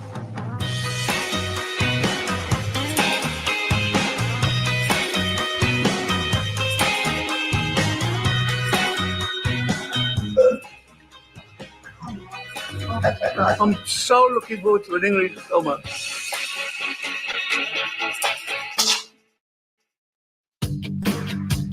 Was always referred to this as home. It looks magnificent, sir. You can't be him without people staring. He's Ozzy Osbourne. I always told Ozzy, when you're 70, we say goodbye. I can't wait till I'm there. He's the strongest person I've ever met, physically and mentally. We're quite normal. We're quite boring, really, when it comes down to it. I wouldn't say we're fucking normal. Kill! I made some marijuana cake. I went to the big to come around and eat some of the cake. Do you want a quiet life now? No. Yes, but no. I don't think it's possible for either one of them to retire ever. Post Osbournes, we all kind of just like scattered, and 20 years later, it's like we're back together again. I feel like I'm finally home. This is my home. What are you most looking forward to? Doing absolutely nothing. He is very romantic. He still leaves me little notes. So I'll open a drawer and there's a little note from him. That's it. Love you more. What did There you you think go. about it? What did you think about it? Well, I didn't watch the whole thing. I watched from the beginning and then I skipped through and stuff. I ended up involved in a two-hour meeting last night that was unplanned and then scheduled. So, but I did get to go through it, and I don't know. I enjoyed his music. I would say I probably enjoyed his music much more than his show. I've watched every episode of the Osbournes. I've even watched the newest stuff that they did, where they basically just sat there for a few seasons and analyzed the Osbournes, went through scenes and stuff like that. It was interesting because it was, 20 years later. I wasn't disappointed. I enjoyed it, but it wasn't heart-wrenching as the reviews said. It wasn't a tearjerker. I didn't need I think that they tried to continue the Osbournes and do something like that, but it didn't work out that way. Yeah. But it was good. Watch it. If you are a fan of Ozzy, watch it. I saw some of the stuff that was in there. The guy was talking about how 20 years of the family, everybody watched it and all of a sudden disappeared and came back again. I saw that. That was they've never stopped doing reality shows. I mean, they went from the Osbournes to Ozzy and Kelly, and then Jack as well had a travel show where they traveled around and went and saw different things in a camper. That was a few seasons, and then they've done a few podcast type shows as well. Yeah. They showed them doing the podcast. Yeah, they showed them doing the podcast, how they were all sitting around a big table with all these microphones and wires running up to them. Yeah. What Jack has done in the last few years is he has started a production company that has all, and you can go on a subscription base and watch everything Osbournes. Every podcast, every reality show they've done, and they've done a few different shows. They've tried to bring it back, and then I guess Ozzy just got. I mean, he was diagnosed with Parkinson's while they were doing the Osbournes. Yeah, he was living with it for 20 years, probably longer than that. He was diagnosed. I saw last night during the video there that they showed him with the electric stimulators on his legs and on his muscles and getting him up on the treadmill. He said he wanted to do that because he wanted to keep doing what he wanted to do, and that was performing. Right. It had to be when I whatever saw it took. when I saw him in Toronto, he was very shaky, but he, a quote that he gave, actually Sharon gave this quote during one of the shows. When Ozzy's at home, he's just Ozzy. He's just dad. Right. But when he goes up on stage, he's Ozzy Osbourne. He's out there. Right. He's doing his job. That's his job. That's what he wants to do. So, I mean, he walked out in Toronto. I saw him at Budweiser stage. He was hunched over a little bit. He was walking slowly. But the minute he grabbed his microphone, he was jumping or bouncing around and stuff like that. Alive, eh? Yeah. And this was whenever he was here during the last tour. Right. That he did. I can't remember what it was. Yeah. Yeah. I mean, Parkinson's has a soft spot because my father suffered for 20 years as well. Yeah. So I'm watching what he had to go through. I can only imagine what Ozzy had. There was not a lot of emotion for me in that movie, though. The movie that got me there's, from what I saw, Celine Dion's documentary that she did about her stiff syndrome, people syndrome or whatever, was more heart-wrenching than this. Yeah. So, now, saying that, Al, there is another movie, another documentary that's on Netflix as well, and it's longer. And I believe it contains some of the same footage. It's more in depth, I believe. Yeah. I have not seen it. I'm hearing my puppy. She's growing at the door. She hasn't been out today. She needs to go out. And she knows what time it is. She knows what time it is. Rose has been pacing for about 20 minutes in the kitchen. Oh yeah. Waiting to go out. Yeah. So I gotta let her out. I hate to have to clean up a mess. Well, you go do that, or we can wrap up, whichever you. Yeah, we'll wrap up. It's okay. We've been here for almost 2 hours, and event wise, I haven't got any. Karma Cup's coming up. We'll be talking about that next week more, I guess. Right. Yeah, as we get closer to it. So, and from my understanding, you can buy tickets to it. 20. Someone said you can buy tickets to it now. So, can you? That's what I heard. Okay. That's what I heard. Good. I'll get some information for next week on Karma Cup. Yeah, exactly. All right. Cheers, buddy. Buddy Weed says, have a great day, guys, and have some puffs, many puffs. All right, you have a great week too, there, Buddy Weeds. I'll get that off the screen. And I guess we'll be back next week, same time, same place. We'll try again. We'll be talking about then. We'll try again. Yeah. We'll try again. All right. Talk to you all later. Bye-bye.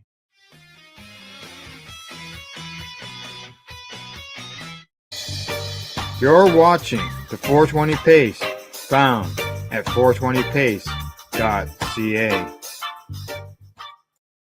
Rerolled Saturdays. Check it out. Nothing but non-stop cannabis and psychedelic programming. Find it at 420pace.ca. Stay tuned. We'll be right back after this toke.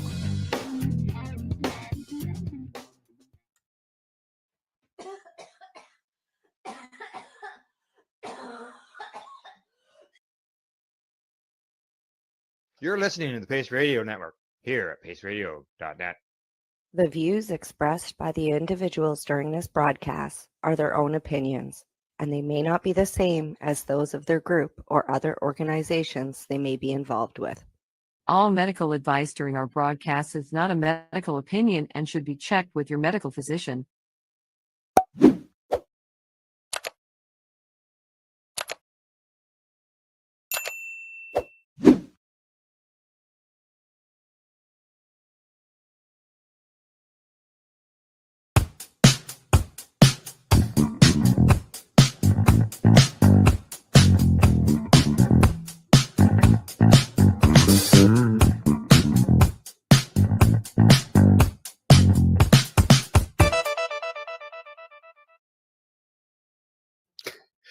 Good day and welcome to the Mushy Moment for Tuesday, October 7th, 2025.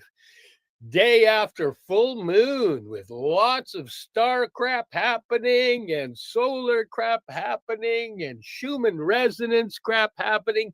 There is so much energy shaking things up on this planet right now. It is freaking awesome. Hi, Steve. Don't make fun of me. Were you making fun of my dynamic? Yes, I am. My I'm not hands gonna lie. babble. Everything that you're doing, I'm following and I'm getting excited with you because it's really, it's exciting and all of these things are happening. You just made me realize my hands babble as much as my mouth does. You are a French talker. Yes, you are. You talk with your hands. There's French in you there somewhere. Yeah, I don't think that old DNA test will show that, but it might. You never know. How you been? Good. I've been pretty awesome. How about you? Good. I'm moving my home to a new base. Steve is literally right now in the middle of moving. He parked and he came on to do the podcast in the middle of moving, literally.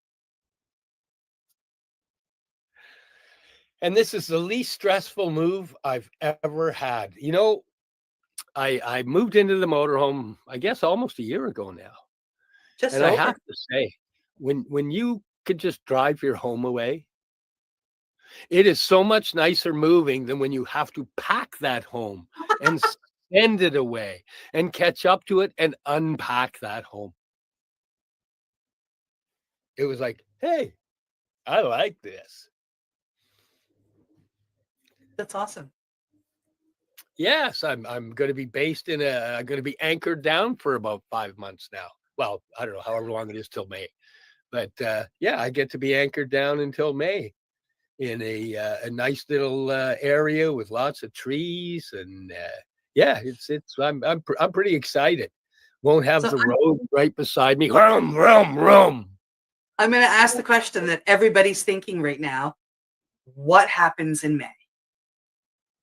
Oh, the gentleman whose property I've moved on to, he sold the house. So in May, the people take over. And then they'll be bulldozing this beautiful 1940s house on this beautiful piece of property. And they've bought a couple of the pieces here. And across the street is one of those big, monstrous high-rise units. And they'll be building one here too. Okay. So it's because enjoy the last few months of it actually being a beautiful place of nature. Amazing. Wow. Well, that's very cool. I'm really, really glad that my buddy Todd asked me if I wanted to park here. It's a great place for Chica. She's got the whole backyard. There's little bunnies. We found 2 baby bunnies yesterday. One of them had been injured, so we've passed that on to a friend of Todd's daughter. She's going to look after that baby bunny and bring it back to health. But yeah, it's pretty darn exciting. I've been parked in that other area with the planes, flying over every 10 minutes. Well, so at some points it was every 3 minutes. It was, yeah. It's because they had the snowbirds were there, and there's usually 2 landing strips that are going, and one was shut down for maintenance. So everything, 2 landing strips worth of planes and the snowbirds were flying over, and it was crazy. I was there. Yeah, it's going to be I'm excited. I've been here prepping the spot with them for the last couple of days. There's a nice little patio that I'm going to be, parked on and having some patio space. And it's, Did you bring your mushrooms and your lawn ornaments with you? I sure did. He was parked on the side of the road, but he had lawn ornaments.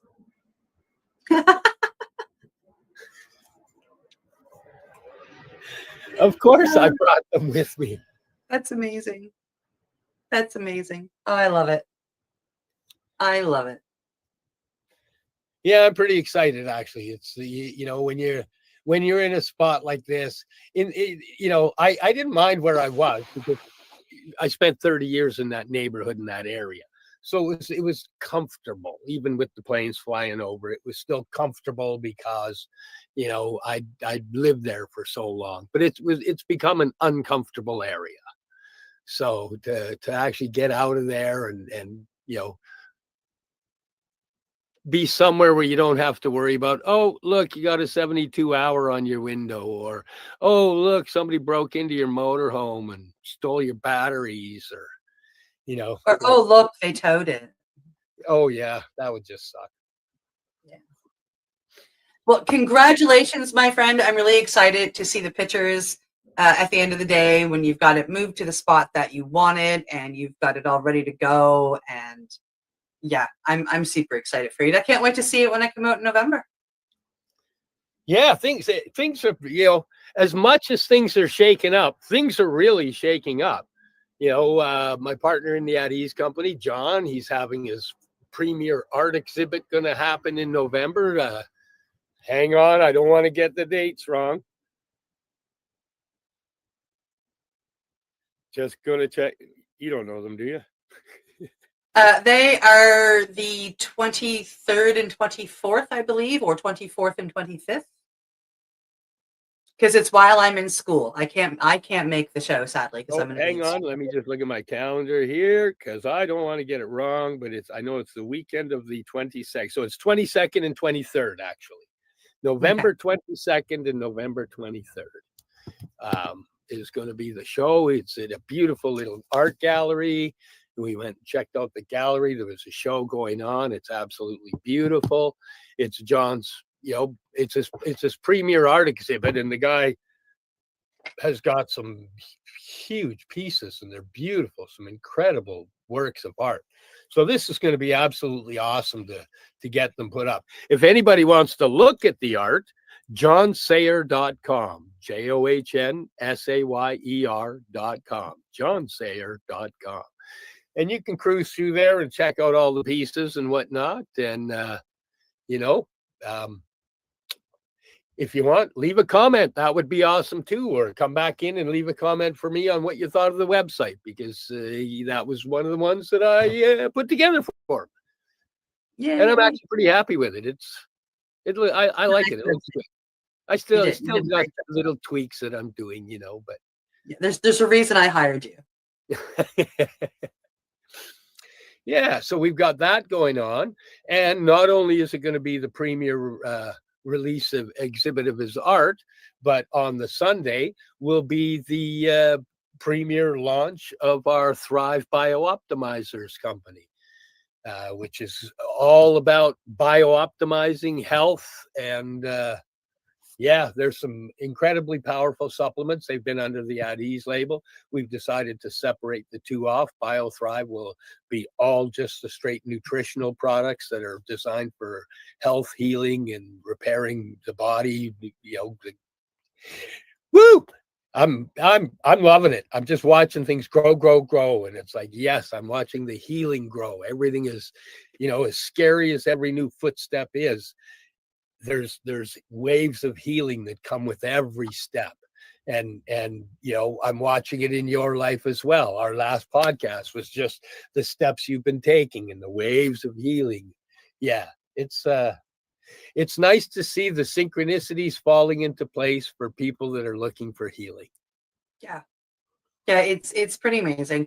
I since our last podcast, I have sat with a lady. I have run a ceremony with her. I received probably the most beautiful testimonial, you know, ever. I thought it was very, very lovely. I have another women's circle planned at the end of the month, another breath circle planned, and I've been invited to be part of a speaker series happening here in Nova Scotia that we're hoping, knock on wood, to have covered by mainstream media.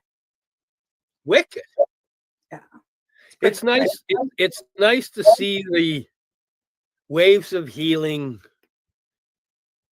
just flowing, watching, you know, people asking questions, people searching, people, you know, people looking to heal, and the, you know, they're catching the waves. People are starting to surf in the waves of healing, and they're bringing it to the conscious and forefront. And And because there's been so much bullshit in the last 10 years, people are more tuned in with their consciousness. They're weeding their way through a lot of the bullshit.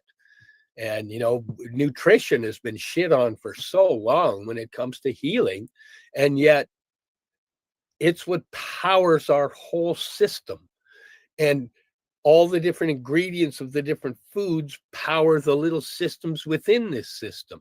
And when you have a lack of all of those nice ingredients and an overabundance of sugars that, the body has never seen before we manufactured them, and seed oils that the body had never seen before we manufactured them, it's like, well, if all of that can cause disease, why is it that healthy nutrition can't repair it? It does. It's for me, it just seems silly to think that it can't.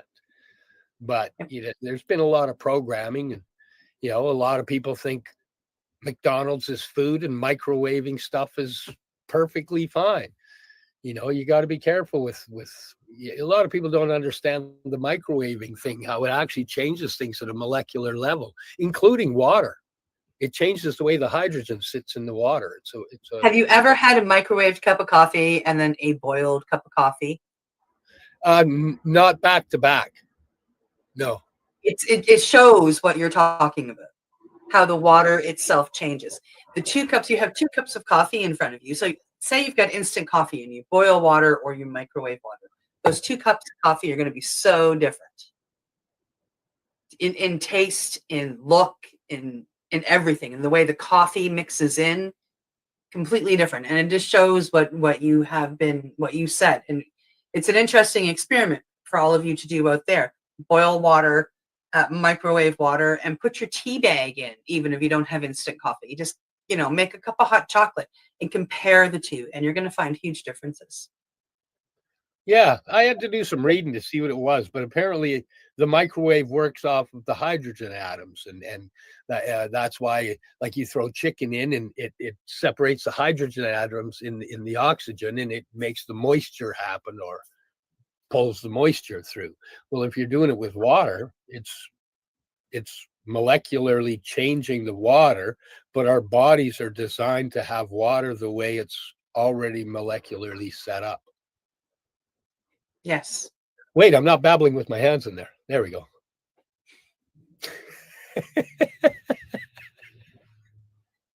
The French left.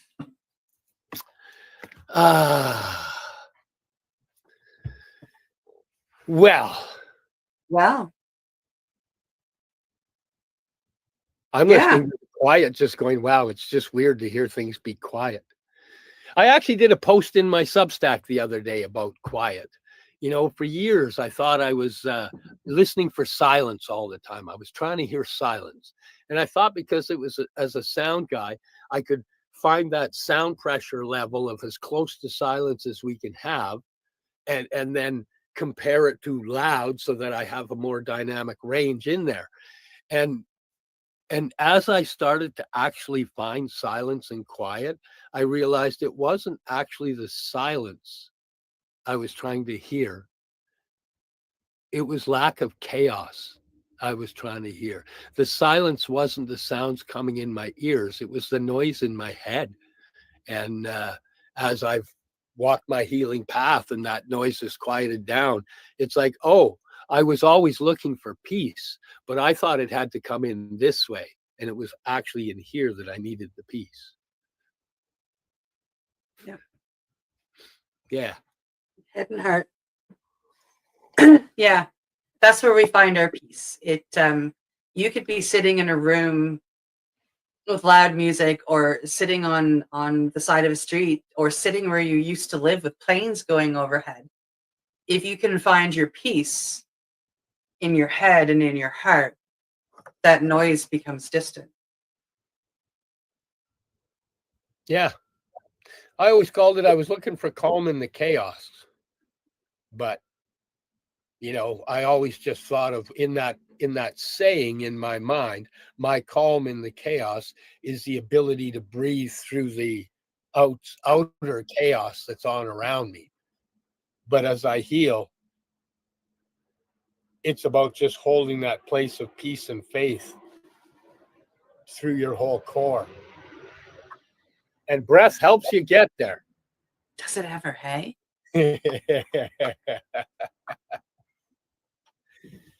Breath really helps you get there. It made me giggle when you were talking about the wave earlier, because, you know, now you've talked about two parts of the, you know, my one of my medicines, you know, breath wave. It's a beautiful medicine, and breath really is, you know, it's beyond important. And it's not just important for life itself, because we need to breathe to live, but it's important for emotional regulation and grounding and nervous system regulation and healing and, you know, connecting to consciousness. Like, the breath does so much, and so much more than we give it credit for.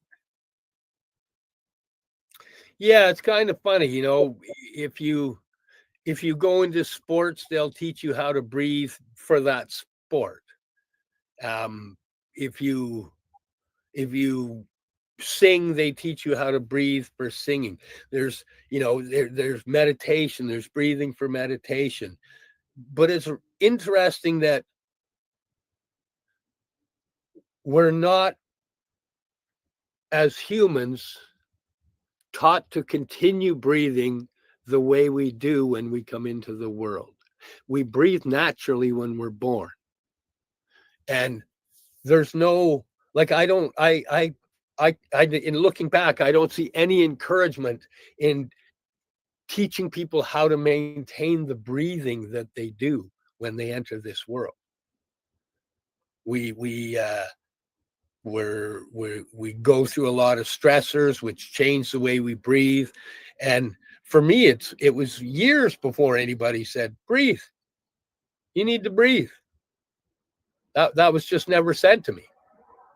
So, you know, it's something that, and, you know, now that I think of it, I didn't say to my kids until, you know, till way later either. It's the first thing we got to do when we come into the world. It's the last thing we do when we leave the world. And it's the one thing we forget to do while we're in this world.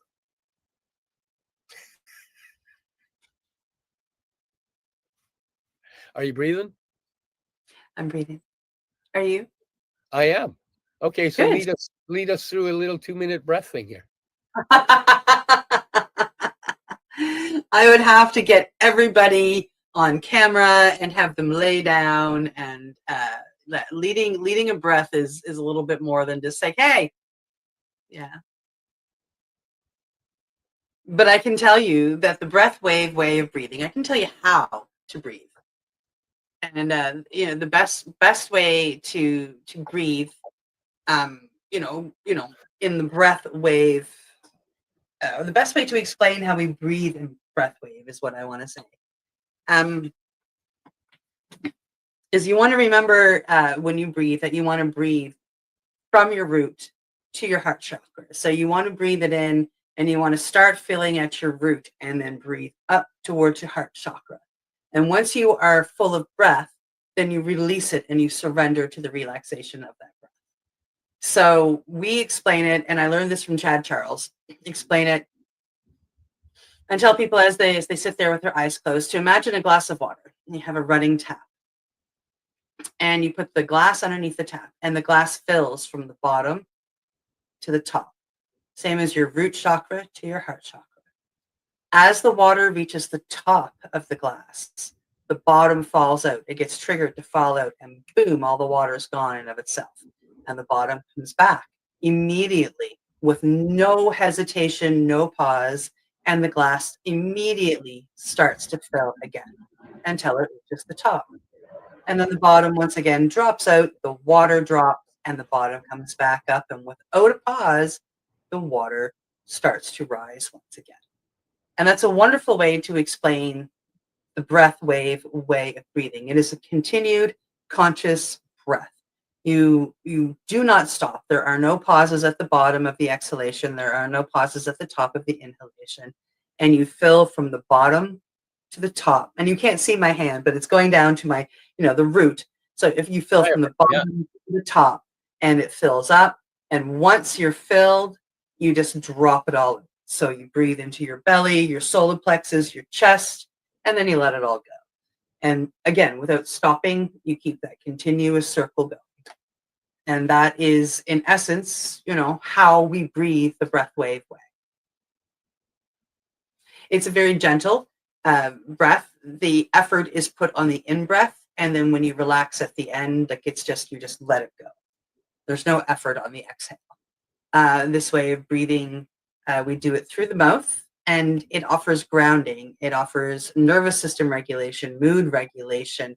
It gives your body more oxygen, so therefore your heart becomes stronger, your circulation becomes stronger, your lungs become stronger.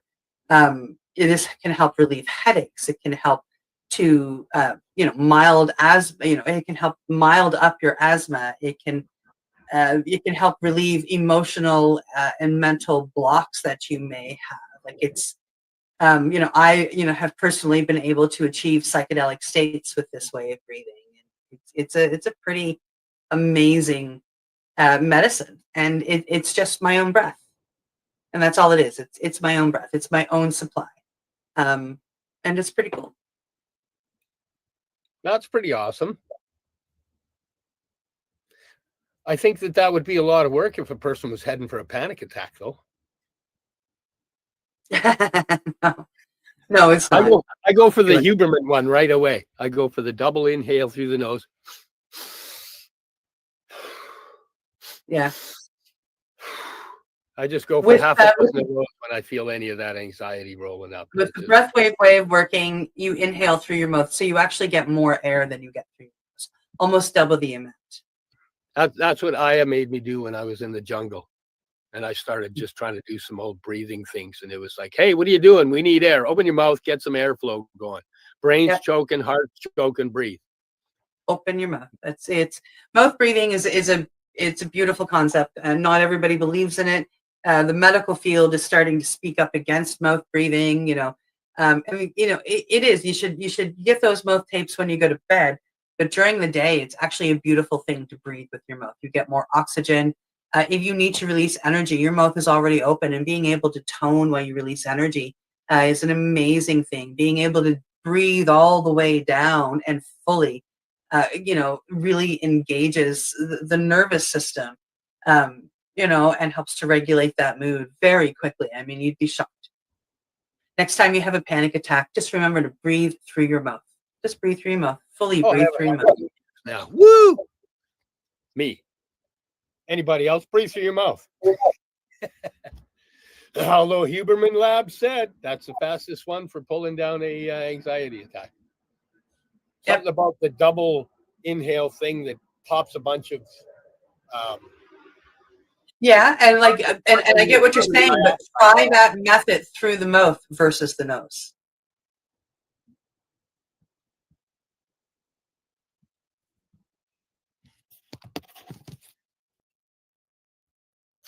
My nose only works half time anyway.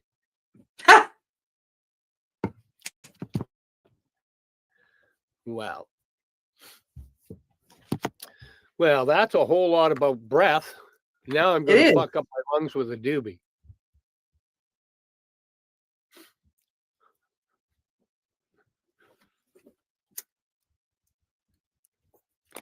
Are you really fucking up your lungs, though?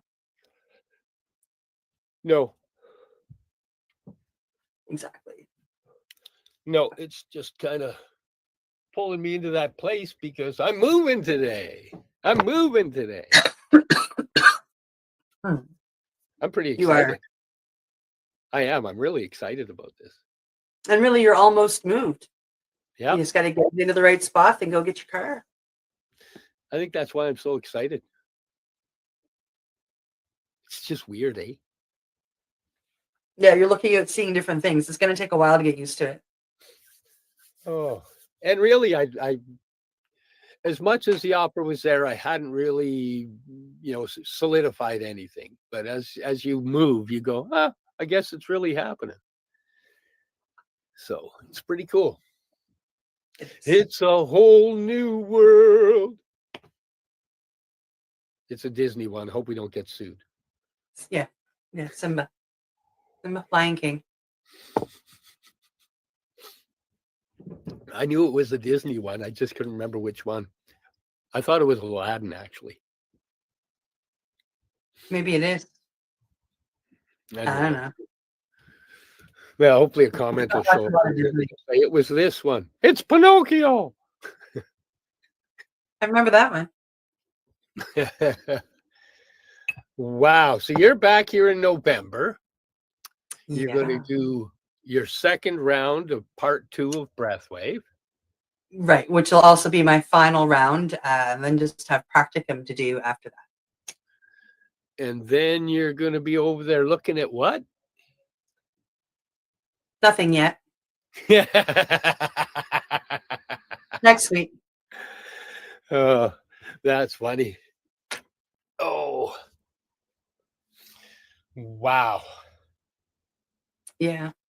But then, like I do, before I head out west, I have the 2 groups that I'm going to be leading, one breath ceremony and one cacao ceremony, amongst, private stuff. Working with 5-MeO and Combo here in my home, which I'm really excited about. And then I come out there to go through course. And I'm hopefully, knock on wood, going to be doing some more ceremonies out there. As well as a speaker series here that I talked about not very long ago, which is just really exciting. And then, I sit on the board of the Nova Scotia Psychedelic Society. So anybody here in Nova Scotia, we do have some beautiful events coming up. We actually have a whole speaker series. The first 2 events are posted now.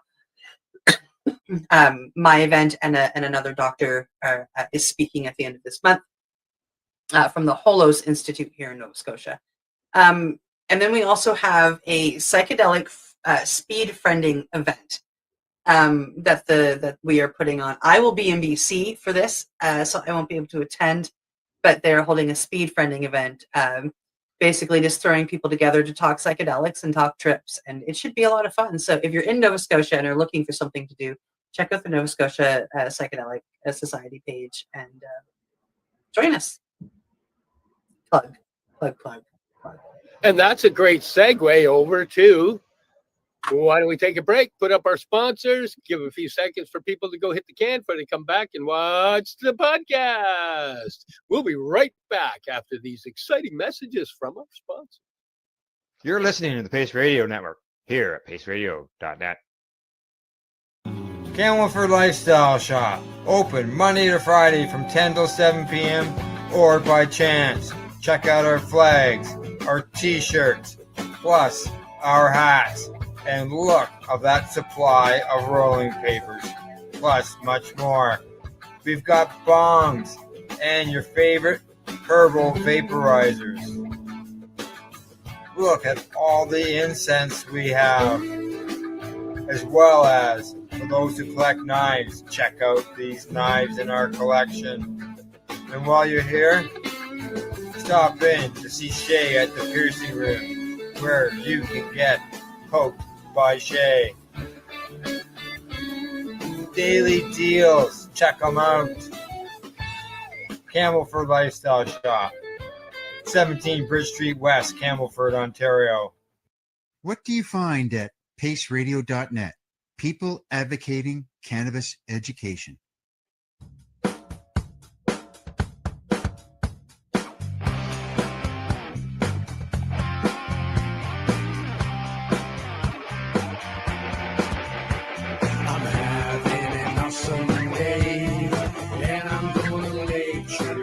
That way. I'm having an awesome day, and I'm gonna make sure it stays that way.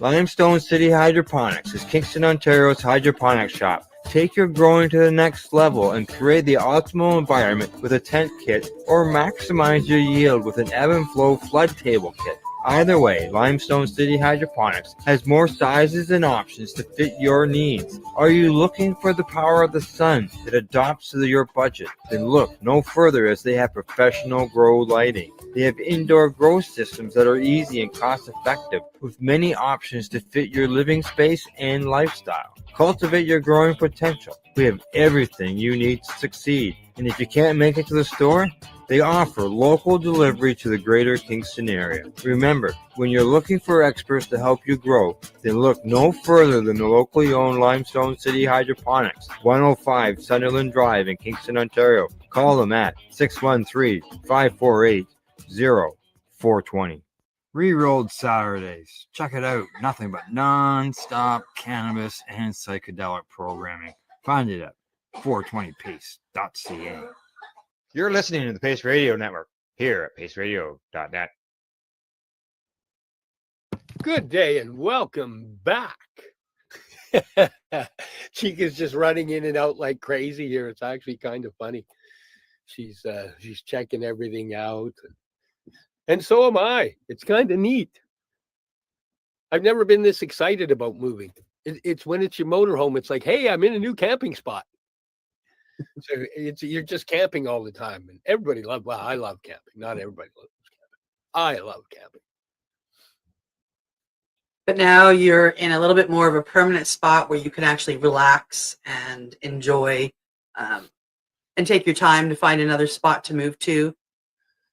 And I can do some of the things that I wanted to get done on here. You know, I know I'm anchored for a little bit, so there's some repairs, little repairs. I want to fix some things on the roof. I want to get the bunch of stuff done in here.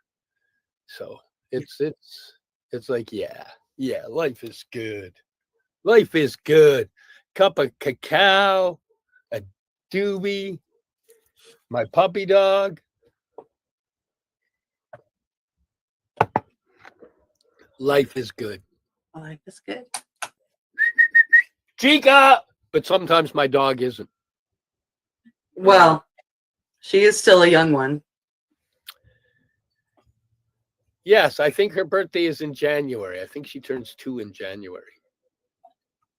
So I was just, something came across my feed on Facebook. There's a recall alert on a cannabis product here in Nova Scotia. Oh. It is, what are they called? What do you think? The pillows, they're called. So there's these little packs that you put in your gum and the THC comes out of them.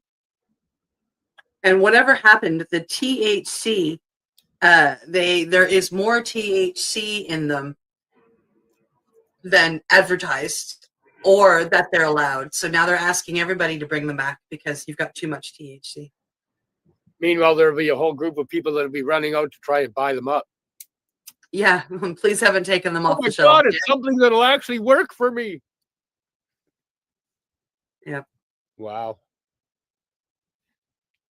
Yeah, it's that time of year. I had a buddy send me some pictures. He's got a little bud rot happening on his plants, so he's pulling them down. They're a little bit early, but he's got to take them down, a little bit of bud rot. And, yeah, you got to make sure you got the airflow. I got to check mine too, actually. I haven't been out to CRs for a couple of days. So Yeah, you got to get rid of those fan leaves and give the air the ability to get in there. Yeah. So Very after important. the show here and I get settled, I'll run out there and check on all of that. Make sure the ladies are good. Yes. Yeah. They're huge. And you've had to cut them back. Yeah. Yeah. It's going to be a good year for getting some oil. Amazing. I'm excited for you. Yeah. Yeah. Life's going good. I'm pretty excited about John's art show too. You know, he's got some great pieces. That's looking at it and visualizing, and this is going to be really good. It's been, because that's been part of his healing path as well. It hasn't just been the mushrooms that is his healing path. The art has been his therapy. He had so many broken bones that just getting out there and doing it helps the brain, helps the body, makes pathways connect because you're looking and thinking differently.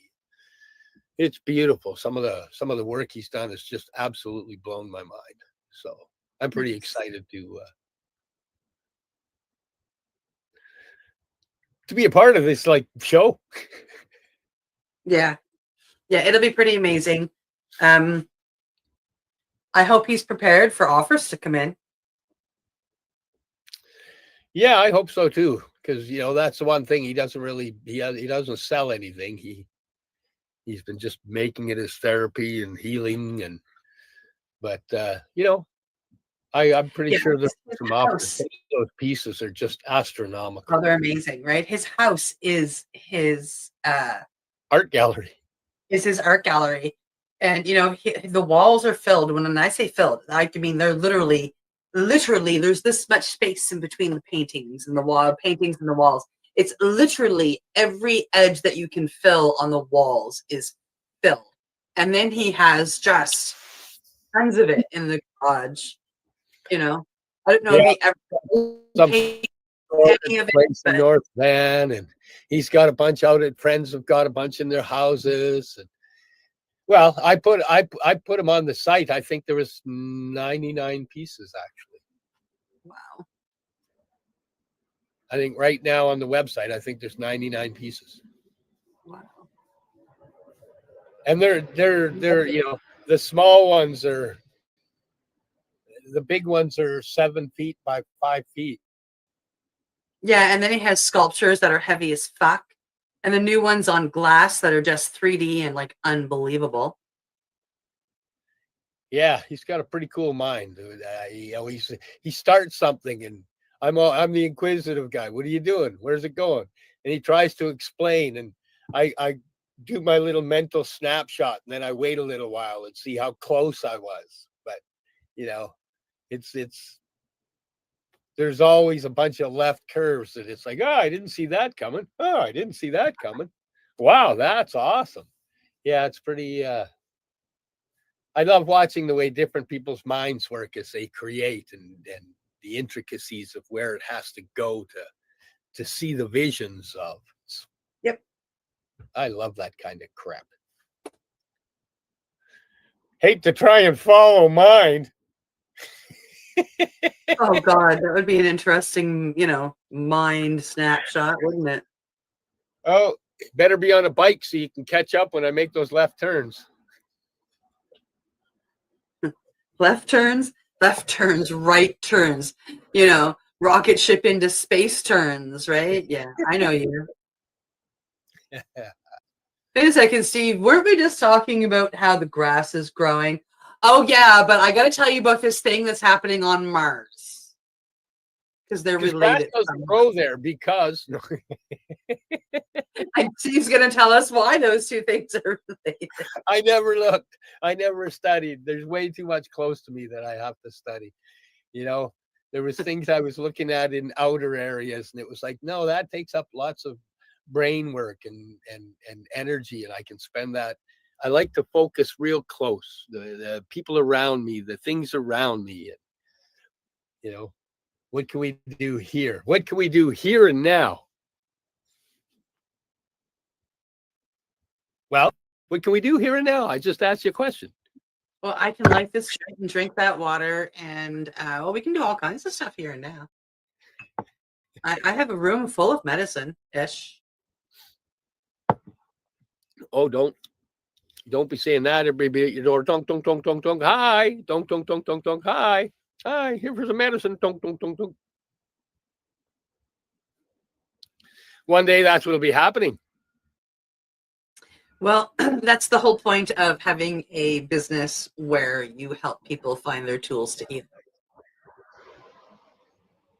One day I might know what that means. Right.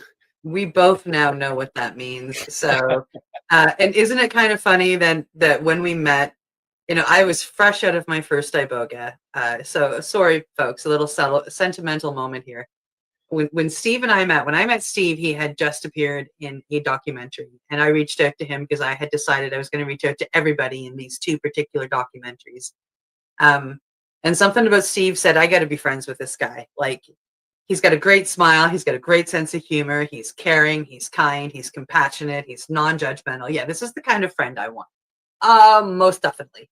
And we became, fast and good friends. Steve has become part of every single trip I've had out west.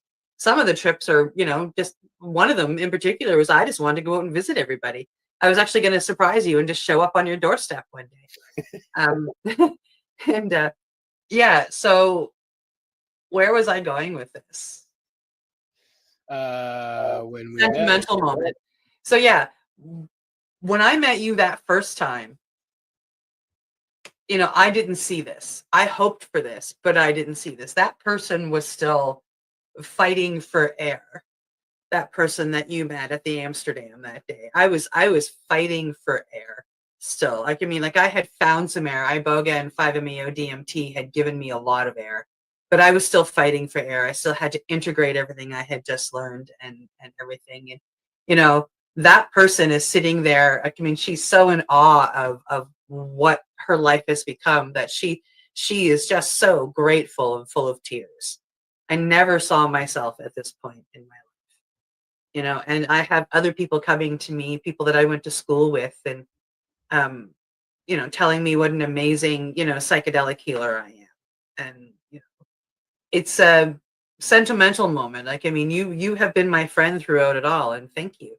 Thank you for believing in me, because I think you were one of the first people that actually believed in me. Yeah, well, thank you for the kind words too. Yeah, that's pretty awesome. Yeah. No, it's beautiful when people, when you can spark a little light with somebody, you can harmonize the light, and then they can see themselves actually, you know, healing instead of seeing themselves drowning and struggling for that air. But they can actually, you know, like that iboga was the moment that you were treading water and you were able to hold your head up and look around. Yeah. Instead of being down, you were there. It was like, okay, now where's the land? Where do I have to get to? And yeah, watching your journey has just been beautiful. It's a beautiful thing to see somebody walk out of the darkness and walk into the light and ask people that they've harmonized in the darkness with to come along into the light. It's beautiful to watch that journey, and you know, the that was the beginning of that journey. This is just the beginning of this journey. Oh yeah. You know, 5 years from now, you'll be looking back and going, holy crap, I had no idea. Yeah. Yeah. Like it's, and I get that. Like, I mean, like, you know, I past couple of years as I've been learning, and I've been doing some work. I mean, not a lot, but some work in, you know, in this field. And I feel like, you know, I've now gotten to a point where I have gathered the medicines that I wanted to gather, and an extra one actually with Breathwave. That was the one I wasn't expecting to get. I wanted to learn some stuff about, you know, breath patterns and, you know, breathing techniques, etc. I wasn't expecting to jump in and become a facilitator. It wasn't on my radar. You know, and now so I've gathered the medicines that I believe will help me give other people the tools that they need. You know, and for anybody coming out of addiction, go to detox for 30 days and then come to me or somebody like me that works with combo, you know, and detox with the plant, with the, you know, the frog medicine, figure out why you became an addict in the first place and help heal that, you know, using other medicines. And it can be just breath. Breath is so powerful. You don't have to take a substance if you're not ready. Yeah, I now have the tools that I can put my hand out and shine that light and go, I've been there and I did it, and I can help you do it. And that's been my goal. So in 5 years, I'm kind of hoping to, you know, maybe be knocking off, you know, the 200th person, you know, I've helped or something, right? And be celebrating that. And, that's my goal. That's pretty awesome. Yeah, I'm watching ours go, and you know, we've got the at ease with the psilocybin aspect for the PTSD and whatnot, and then we've got the new one, the Thrive Bio Optimizers, which is all about gut health. You know, like even our greens and our berries, they're not fruity and sweet. You know, this ain't no fruity pebbles, as my buddy says. This ain't no fruity pebbles, you know, nutrition stuff. And because if you want to make it sweet, palatable, then 2/3 of that bag is going to be sweetener, right? But none of that helps you. It's what we've got is high density nutrition that, no, it doesn't taste that good. Myself, it's medicine. Name a medicine that tastes good. So I throw a spoonful of the berries, I throw a spoonful of the greens in. Oh, a medicine that tastes good. You're funny. But not when you eat it. It doesn't taste good when you eat it. So that could be a rebuttal. But yeah, no, and I agree. Like your berries and greens in powder form, or even the 7 mushroom with cacao in powder form, very, very bitter. Bitter. Hard to take in powder form. Yes. And the bitter going in makes things better. Sweet going in makes things worse. Yep. So it's about changing. It took me a long time to change my palate over so that the bitters don't bother me.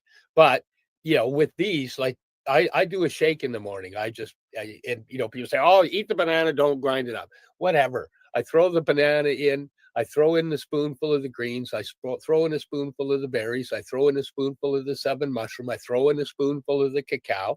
I top it up with water. And then I drink it back. It's high density nutrition that helps my body heal. And when I do it that way, it tastes like banana and chocolate because the cacao overpowers the berries and the greens anyway. But the amount of nutrition that I'm putting into my body in that moment is massive. It's massively healing. The certain ingredients in there are to ignite specific processes within the gut to make certain healing things happen within the various systems. And they're all designed to sync together, the synchronicity between them all. They come from a place of the 3 of us that are involved with the company needed healing. So we started to learn what we needed to heal. And now we're just sharing what we've learned. And healing is possible. This stuff is... Our gut biome is a very powerful piece of the puzzle. It is. It is, yeah. Wow. I'm really excited about this because now we can go to shows and markets and stuff and set up. It's pretty hard. Hit the wellness shows with your stuff, right? Yeah. And it's going to be really exciting because we've got product that it's you can dig through the science.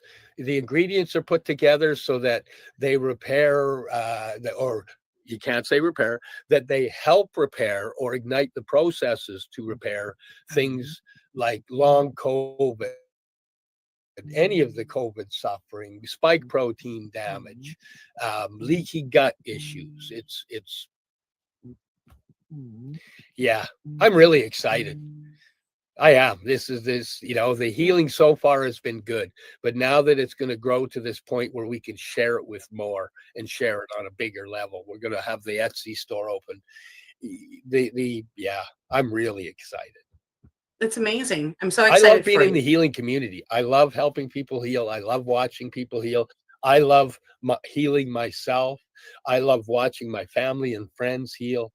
It's just an exciting thing in a time when trauma and disease is running so rampant. Yeah. I've been doing the same with my business. Trauma and disease is running so rampant.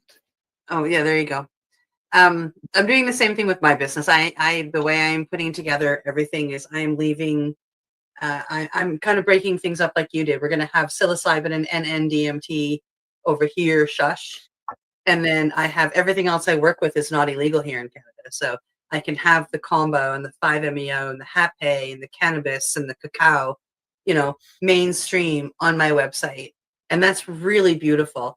And it also keeps, it keeps them separate. And I like that idea. Like I like being able to promote my legal business and still have all kinds of medicines in there. Yeah. It's funny, you know, as I was healing, I was always looking at the microdoses, and not looking at the supplementation. But as I've healed and researched more and just buried myself in, it's like the supplementation has as much to do with the body healing as the microdosing does. Yeah. Oh yeah.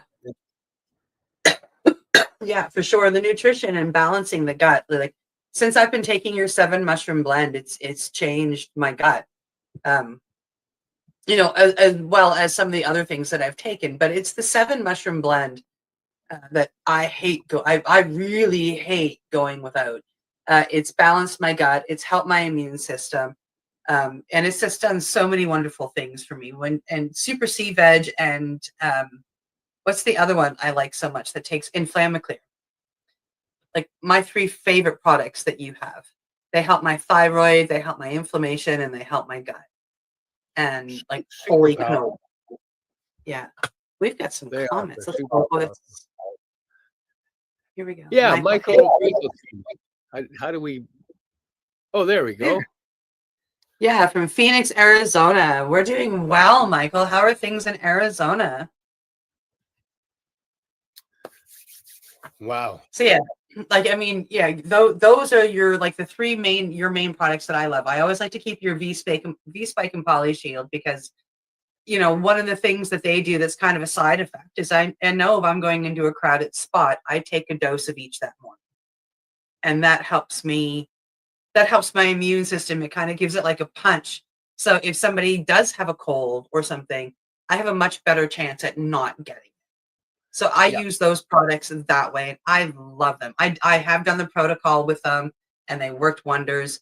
And your Myo Pro is another one. You know, I come from a family of wonders for Amy too. Yeah. Right? Yeah, well, I come from a family that of heart issues, and I can feel the Myo Pro work when I do a protocol of it. It's designed to stop the different forms of misfolded proteins, asynuclein, tau, doesn't matter. It's designed to repair them so that the proteins come out proper and not misfolded.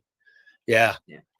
I'm really proud of the company we got, and it's going to be super exciting to get it actually launched.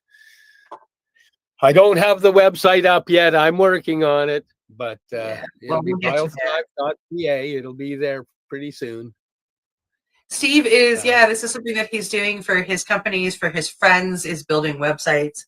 And he will be building mine as well, which I'm really excited about. And I've got a brother that I went to my 5MEO training with that's going to be helping me with advertising, marketing, and social media stuff. And I feel very confident with these 2 gentlemen helping me that my online presence will be amazing once I get there. Uh-oh. Does that mean I got to make sure I do a good job? People are going to see it, Steve. Yeah. And actually, if you can, check out johnsayer.com and then leave a little message. Let me know. What do you think of the website? How you think it looks? It's And I did post johnsayer.com in the comments there, so people can click it. Yeah, check it out and then let me know what you think of it. That would be awesome. If you notice any spelling mistakes or something that buggered up, just let me know. It's but I'd be honored to get the input. Hello, Carolyn.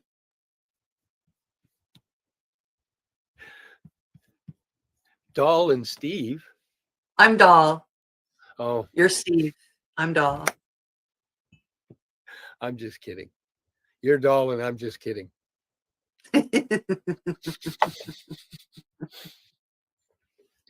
Oh, that's funny.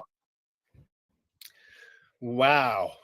Yeah. I'm going to be parked and moved today. By the end of the day, I'll be all anchored in my new spot. I can't wait to get the picture. I'm really excited about this. I'm excited for you.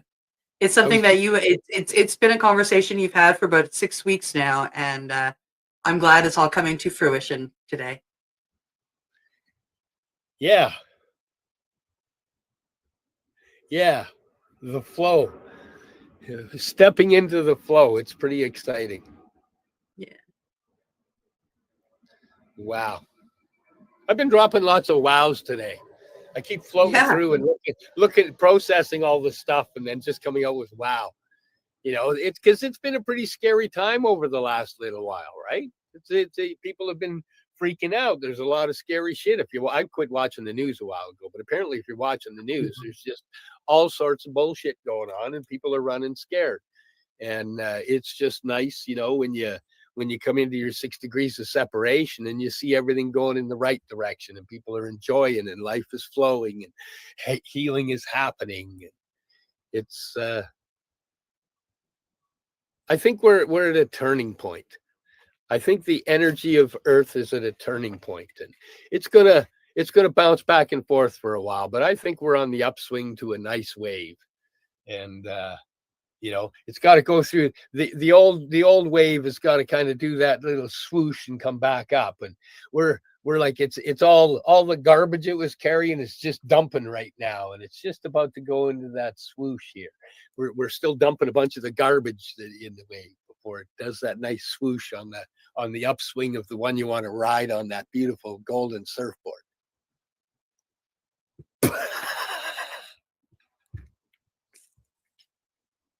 Lovely, Steve.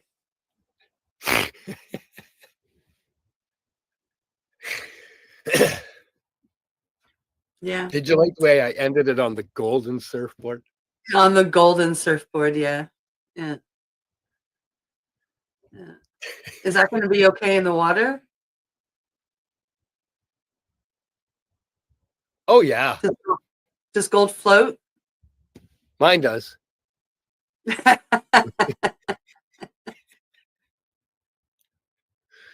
Oh. And on that note, it is. Oh, it's golden time. Hey, it's that time of the day where we got to say goodbye. Bye. So we'll see you next week on the Mushy Moment, bringing you more stuff. Stuff. Bye. Bye, Cindy. See you later. You're listening to the Pace Radio Network here at paceradio.net. The opinions of the individuals during this broadcast are their own and may not be the opinions of their group or other organizations they may be involved with. All medical advice during our broadcast is not a medical opinion and should be checked with your medical physician.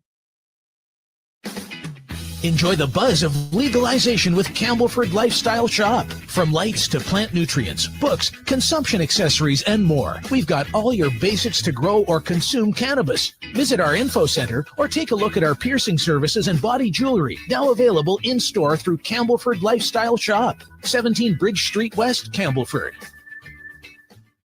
Limestone City Hydroponics is Kingston, Ontario's hydroponics shop.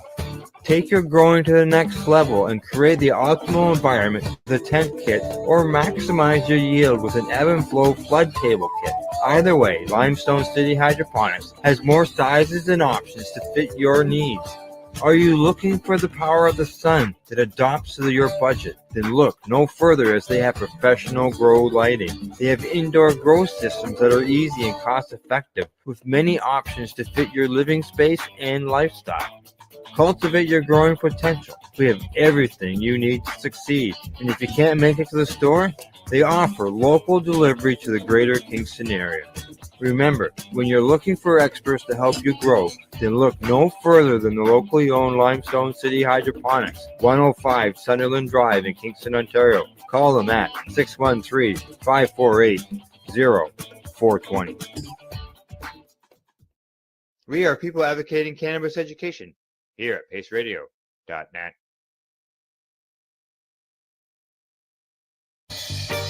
You're watching the 420 Pace, found at 420pace.ca.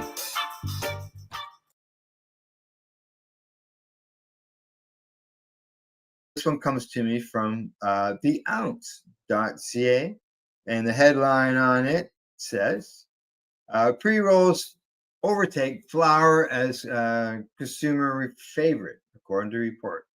Now, pre-rolls have passed flower as the top grossing cannabis category in Canada, according to a new report. Using data provided by sales analytics firm Headset, The report reveals pre-rolls generated more than $1.27 billion in revenue in 2024, with nearly 69 million units sold, securing 32.8% of the market.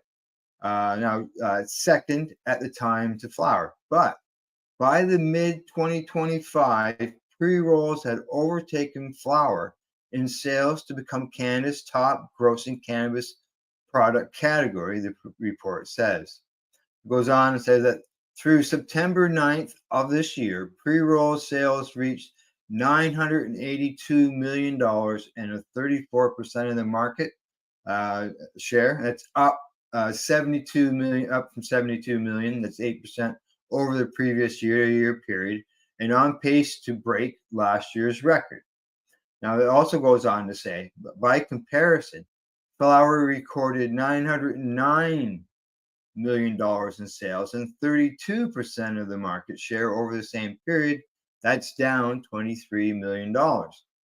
Now, as far as what's the most favorable pre-rolls and stuff, they say general admission has risen to the top of the Canadian pre-roll market on the strength of its flowered or flavored and infused pre-rolls. And they also say that other top performers on this list include Shred, famous for its terpene-rich blends, and Back 40, which is a heritage brand known for accessible, large multi-packs. The report also highlights Jeter. That's America's best-selling pre-roll brand, which made a powerful entrance into the Canadian market in 2024. And Redecan, an Ontario-based company recognized for its iconic Ready Slim pre-roll packs. So there you go. Those are the pre-rolls have taken over flower. I guess the convenience of just buying something that is already made and ready to go. And all you got to do is take it out of the tube or out of the package and light it up. And you're not fighting the wind or the rain to try to roll one while you're out and about.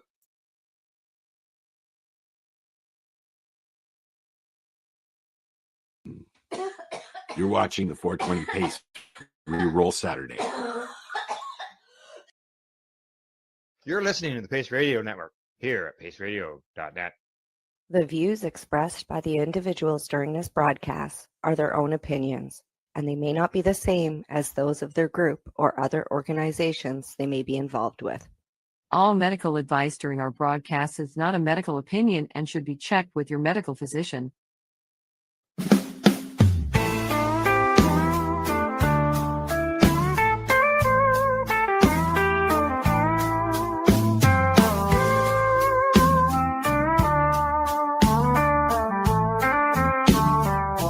Look at all that money, yeah, the money that they've spent. Take another look and take some time for him. Don't cut trees for paper, 'cause it hurts the environment. Stop deforestation, yeah, it's time for hemp. Well, an acre of hemp makes 20 barrels of oil. No need for pesticides to poison all our soil. People got no food, they got no clothes, they got no rent. Well, it's time for hemp. Yes, it is. It is time for hemp. I am your host, Casper Leach, and my joint host, Al Graham, and Al Byrne and I are going to be letting you know all the important things about cannabis hemp today. Don't forget, anytime you hear the word joint on the big broadcast, we want you to fire up your bongs, your pipes, your vaporizers, and take time for hemp. Today's focus is going to be on medical cannabis. And before we get too far into the program, please, if you get a chance, hit the like and share button below and share us with your friends and let everybody know that cannabis is a wonderful thing to utilize, even if you're utilizing it for nothing more than just medication. And I say just medication because this plant can do so much more. Isn't that right, Al Graham? It sure is, Casper. It sure is. There's no doubt about that. I read Jack's book, 50,000 uses for cannabis. Absolutely. And you talk about it on a program up there in Canada, don't you? Yes, correct. The PACE network, People Advocating Cannabis Education, is what PACE stands for. We broadcast 7 days a week. And we've also got an author on the program who's also a joint host on the big broadcast, and his name is Al Bird. Hey, Al, how you doing? Yes, I have a book. It's called For Country and Cannabis. Of course, it's an excellent book. It is a book. It's 360 pages long. It's a lot about history of medical cannabis. Thank you, Casper. It's a history of medical cannabis. How did medical cannabis come to the United States, to Canada, to Europe? Who did it? Who were those people, and how did they bring it to the fact now that we have cannabis in the pharmacopoeia of something like 30 countries around the world? So that's what the book is. Now, along the way, I ran some conferences about medical cannabis. You probably heard about it, Patients Out of Time. And I think it was back in 2004 or 2006. There was a morning break in a conference, and I was still up on the podium. That was my thing. I did moderator. And a beautiful young lady came up to me and thanked me for my work and said, I think I'm going to do something with this into the future. And we shook hands and had a little chat, and she left.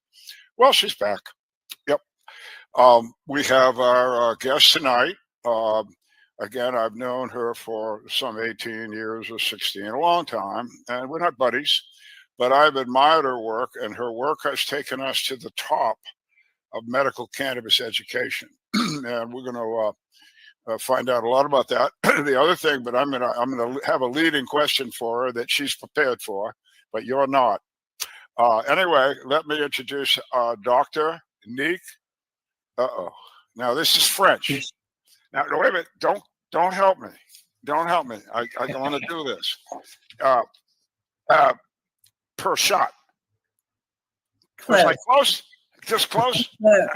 Hi, Nick. How are you? Good, thank you. It's great seeing you again. It is, and we're so happy to have you here. And I know you've just met these guys, and so I have a leading question. This stuff above your right shoulder, in the picture, Yes. What is that? What is that? So I had a very good friend from elementary and middle school who I grew up with, and he used to draw caricatures. It was just something that he used to do, and he was a huge advocate of cannabis as well and struggled a lot with anxiety and such, and cartooning and characters were part of his passion. And last year, he did this on my ceiling in my office for me. And unfortunately, a couple of months ago, he just passed away. So this ceiling means an awful lot to me now, and even more so than before. And I do a lot of work with perception. Cannabis has brought a lot of perception to my life in overcoming anxiety and toxic behaviors. And this is a focal piece in my office because if anybody sits in here, it's a great conversational piece because each face, each depiction of an emotion has a different interpretation, perception, and meaning to anyone that comes in here. Well, that's great. Your friend left you a gift. We're sorry for the loss. We certainly know we've all lost, and it's it never goes away. We get that. All right. Well, let me take you back to a happier time. Yes. Yes, this lady was a U.S. Marine. Tell us about that. Why did you must have been young. How did that all go down? I actually joined the Marine Corps when I was 21 years old. My dad was a United States Air Force veteran. He was a nose gunner in World War II and Korea and flew 35 missions with his brother in the same plane, the Worry Bird. Wow. I have two older brothers, and my dad, who was a very kind soul, was also a very strong male chauvinist. And after his military career, was a contractor and would not hire me because I was a girl. So I left nursing school and I worked for another construction company, and I did work with them for a year, and he still wouldn't hire me. So I thought if I went into the Marine Corps and showed him I was just as strong as his boys, he would then allow me to be part of his company. So I went into boot camp and became a Marine. I was supposed to be a military police, but I wanted to go in sooner than the delayed entry program would allow. So I entered in open contract and went into boot camp and did my 13 weeks in Paris Island and ended up falling into electronics and was a teletype computer technician. Wow. So that was my background of why. And it still didn't get me into my dad's construction. You should have gone to the Seabees, Nick. Unfortunately, at that time, they weren't accepting women. So when did you first discover cannabis? Yeah. I first discovered cannabis actually in high school, and I didn't like it. You didn't like it? Wait a minute. Were you eating it or were you smoking it? I was smoking it, and I was one of the ones. And you didn't like it? No, unfortunately, I was one of the minority who get very paranoid from cannabis, something that not a lot of people like to talk about. So it wasn't a benefit to me when I first started using it. Are you an alien life form? I think so. Some have said such. But it sounds like even though that was something that bothered you, you obviously became an expert at it. Yes. So in 2011, I was diagnosed with breast cancer, and I had a total left mastectomy. And through the medical testing, they felt that I did not need chemo or radiation, and that I had maybe a 16% chance that my breast cancer would return. Fast forward 18 months later, my breast cancer did return. And in that, I had to go through chemotherapy and radiation. And unbeknownst to me, I was allergic to the antiemetics, which is the nausea medication, to help me get through my chemotherapy. And at the same time, I actually started writing a blog on Facebook. And at that time, it was called Breast Cancer and Me. And it was just a nursing open journal of a nurse's journey with their second time and their second battle with breast cancer as a patient, what that felt like, and the emotions and the physical and spiritual, all of the combinations of feelings and thoughts and physical side effects that go along with a cancer diagnosis. That's where people started following my blog and started saying, you need to try cannabis. So that was when I was 45. So 16 was the first time I tried cannabis. So fast forward decades later, now I was in a predicament because I was also a director of nursing operations at an assisted living community. I was living in Rhode Island, but also for a nurse to use cannabis, I was potentially in a situation where I could have lost my nursing license. Wow. Yeah. So at that time, you were an RN, a registered nurse? Yes. At that time, I was a registered nurse. I did have my master's degree. And I let the administrator at the assisted living know that at 111 pounds and I was emaciated and I didn't know what the outcome was going to be, that I was going to go through the legal process and get my medical card and become a medical patient because I was in a medical state. Right. And she said, you know, thank you for letting me know, but if you're going to be on the news or anything, please make sure that you tell us. So, you know, again, because it would bring potential negativity to the facility that I was then running. I get you. But what I'm curious about now, as a nurse, as an RN, you had patients and experience on different wards. I'm sure you go through everything. Had you seen cannabis being used therapeutically in your nursing experience? So up until this time, not really. It wasn't really discussed, and it sure wasn't allowed in nursing homes, on psychiatric units, in the assisted living. It was something that was not discussed in my career. And this month, I've been a nurse for 30 years. So it was not discussed. So I wasn't informed or educated about cannabis as medicine until I reached out on the web and started to learn more about it.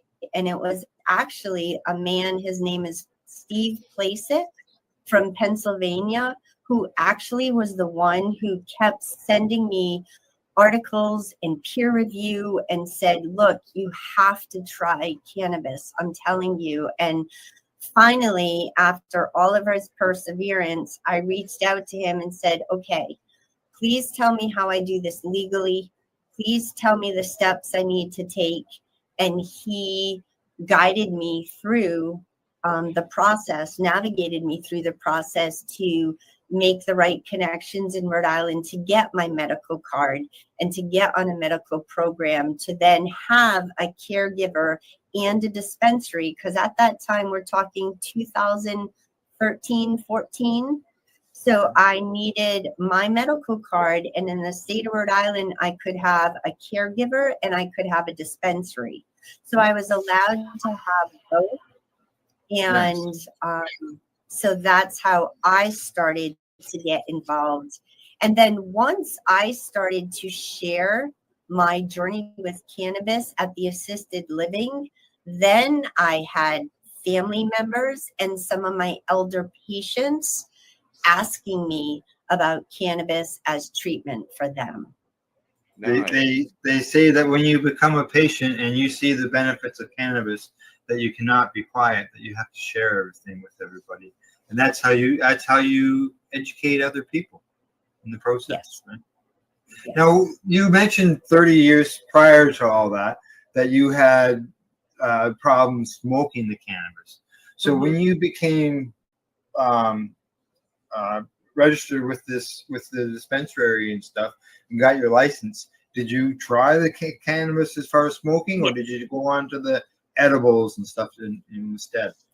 So my caregiver was a veteran, Chapman Dickerson, who was actually a veteran who was my caregiver, who now owns a dispensary here in Massachusetts. And he came to my house with a care package of flower, tinctures, drinks, salve, edibles in this care package, and spent a few hours with me on how I should try to incorporate cannabis into my care. And Chappie saved my life.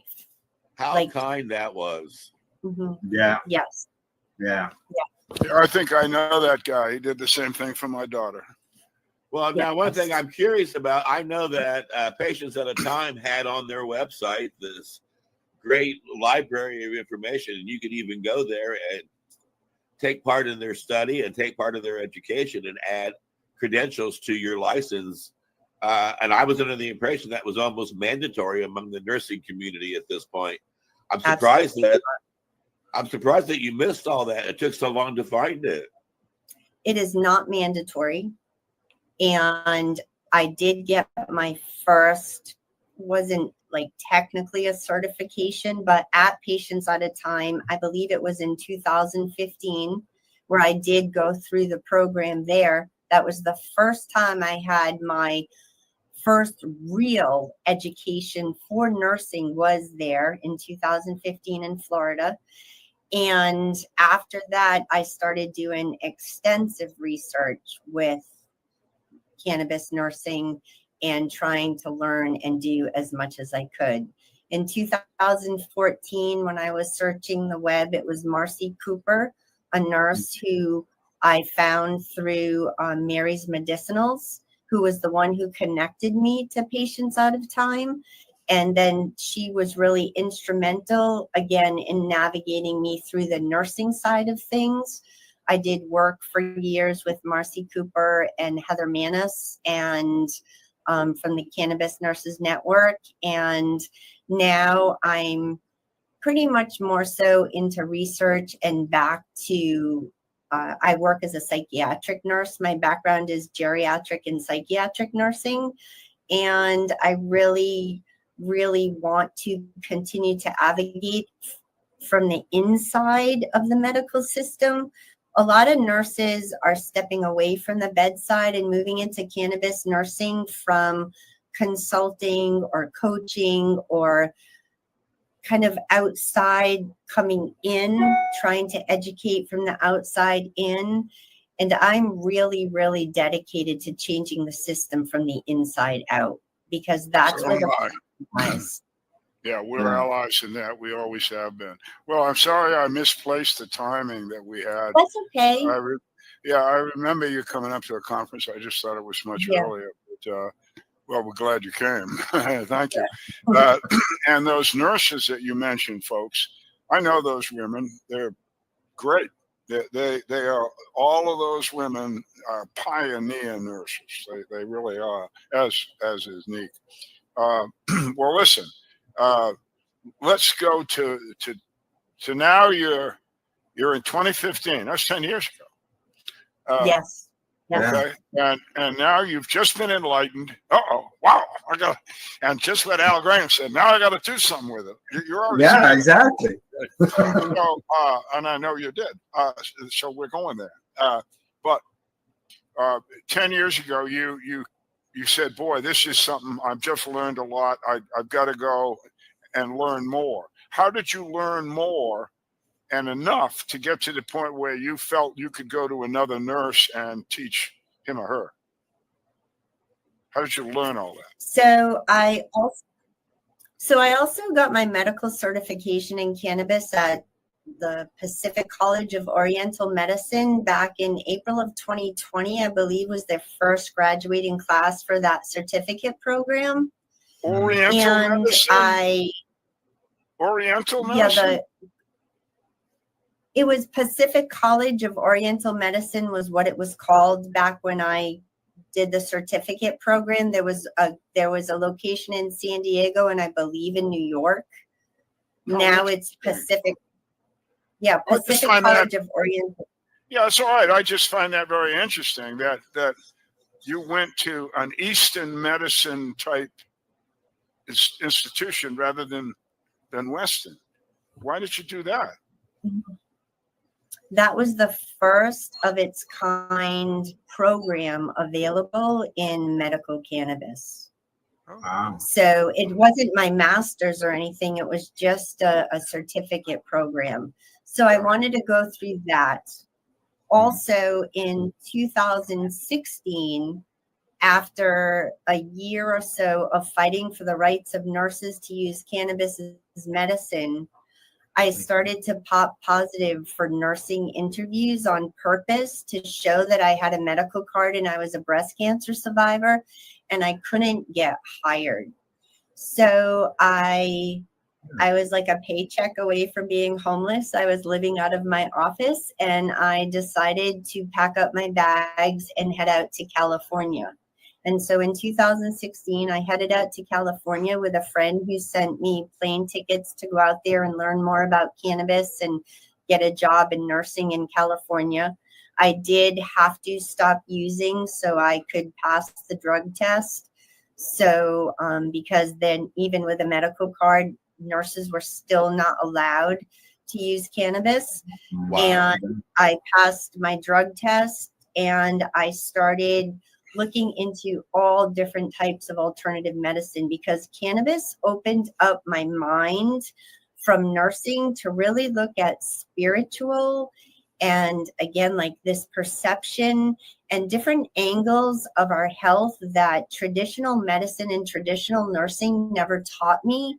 So not only was I doing cannabis, and again, I still had paranoia from the cannabis. So I was taking these programs not only as a nurse, but for myself, because I was really trying to figure out how to microdose my way into a healthy state, because that anxiety and paranoia was real for me. So that was one of my big forms of advocacy too, is talking about the negative aspects of cannabis that I know a lot of pro-cannabis people don't like to discuss, but it needs to be discussed because you can microdose your way into a healthy use of cannabis. And people don't understand, some people think that 10 milligrams is a microdose, but for somebody like me, I'm talking like 2.5 milligrams, sometimes even 1 milligram. So again, that's where I really wanted to try to understand cannabis as medicine. And if it had these benefits for me, and if it's really starting to open up my mind, and it was really starting to benefit my lifelong struggles with chronic suicidality, anxiety, and depression, I was blessed by my second diagnosis with breast cancer, because now this plant started to help me understand all these other aspects of my life that traditional therapy and medicine missed. Wow. So now I understand microdosing. We have to microdose here. We have to microdose our information in half-hour sound bites. And I will certainly also tell you that the only bad aspect to cannabis is the high cost. Everything else is just perfect. There's no downside. There's no downside. But we'll talk more about that in the second part of this interview, because I want our audience to learn more from you. And I really want everybody to let their friends know how important it is to share cannabis, not only at 420 for recreation, but for medicinal purposes. So I do ask you to make it a point to tune in to check out the second segment of this interview here at Time for Hemp.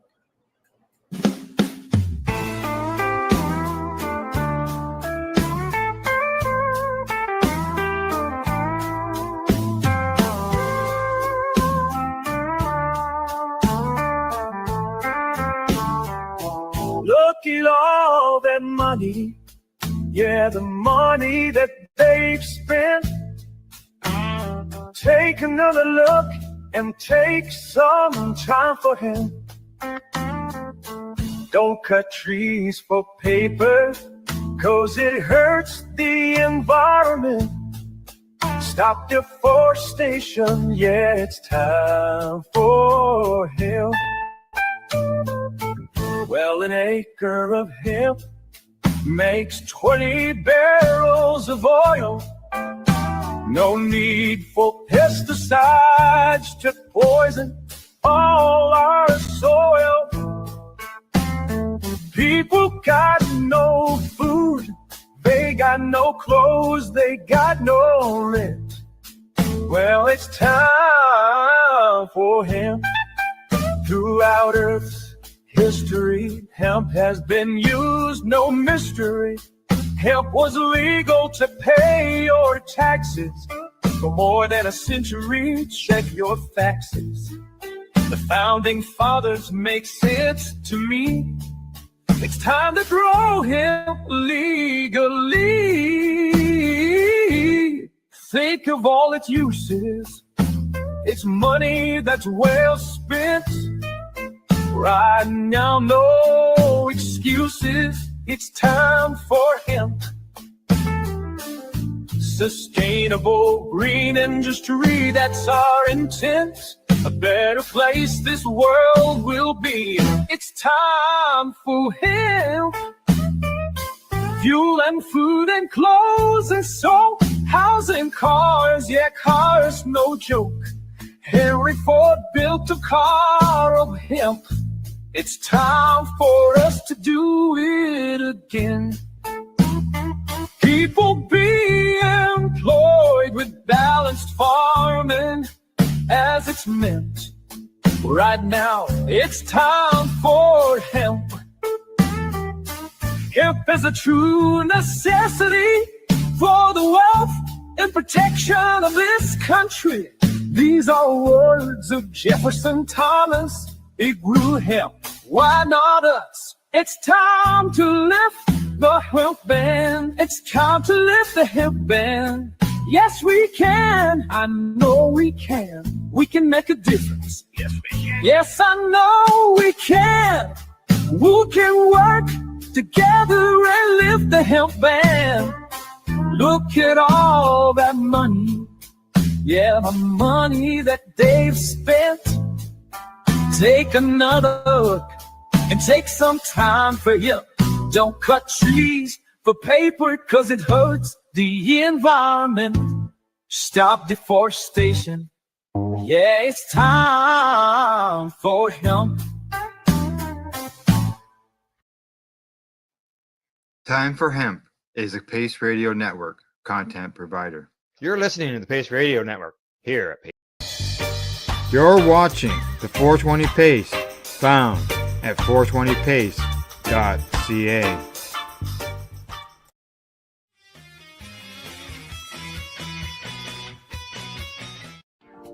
You've been watching Rerolled Saturdays. Thank you to our guests, our hosts, and our viewers. Up next, Rerolled Saturday Nighttime Edition. It gets started at 4 p.m. See you then.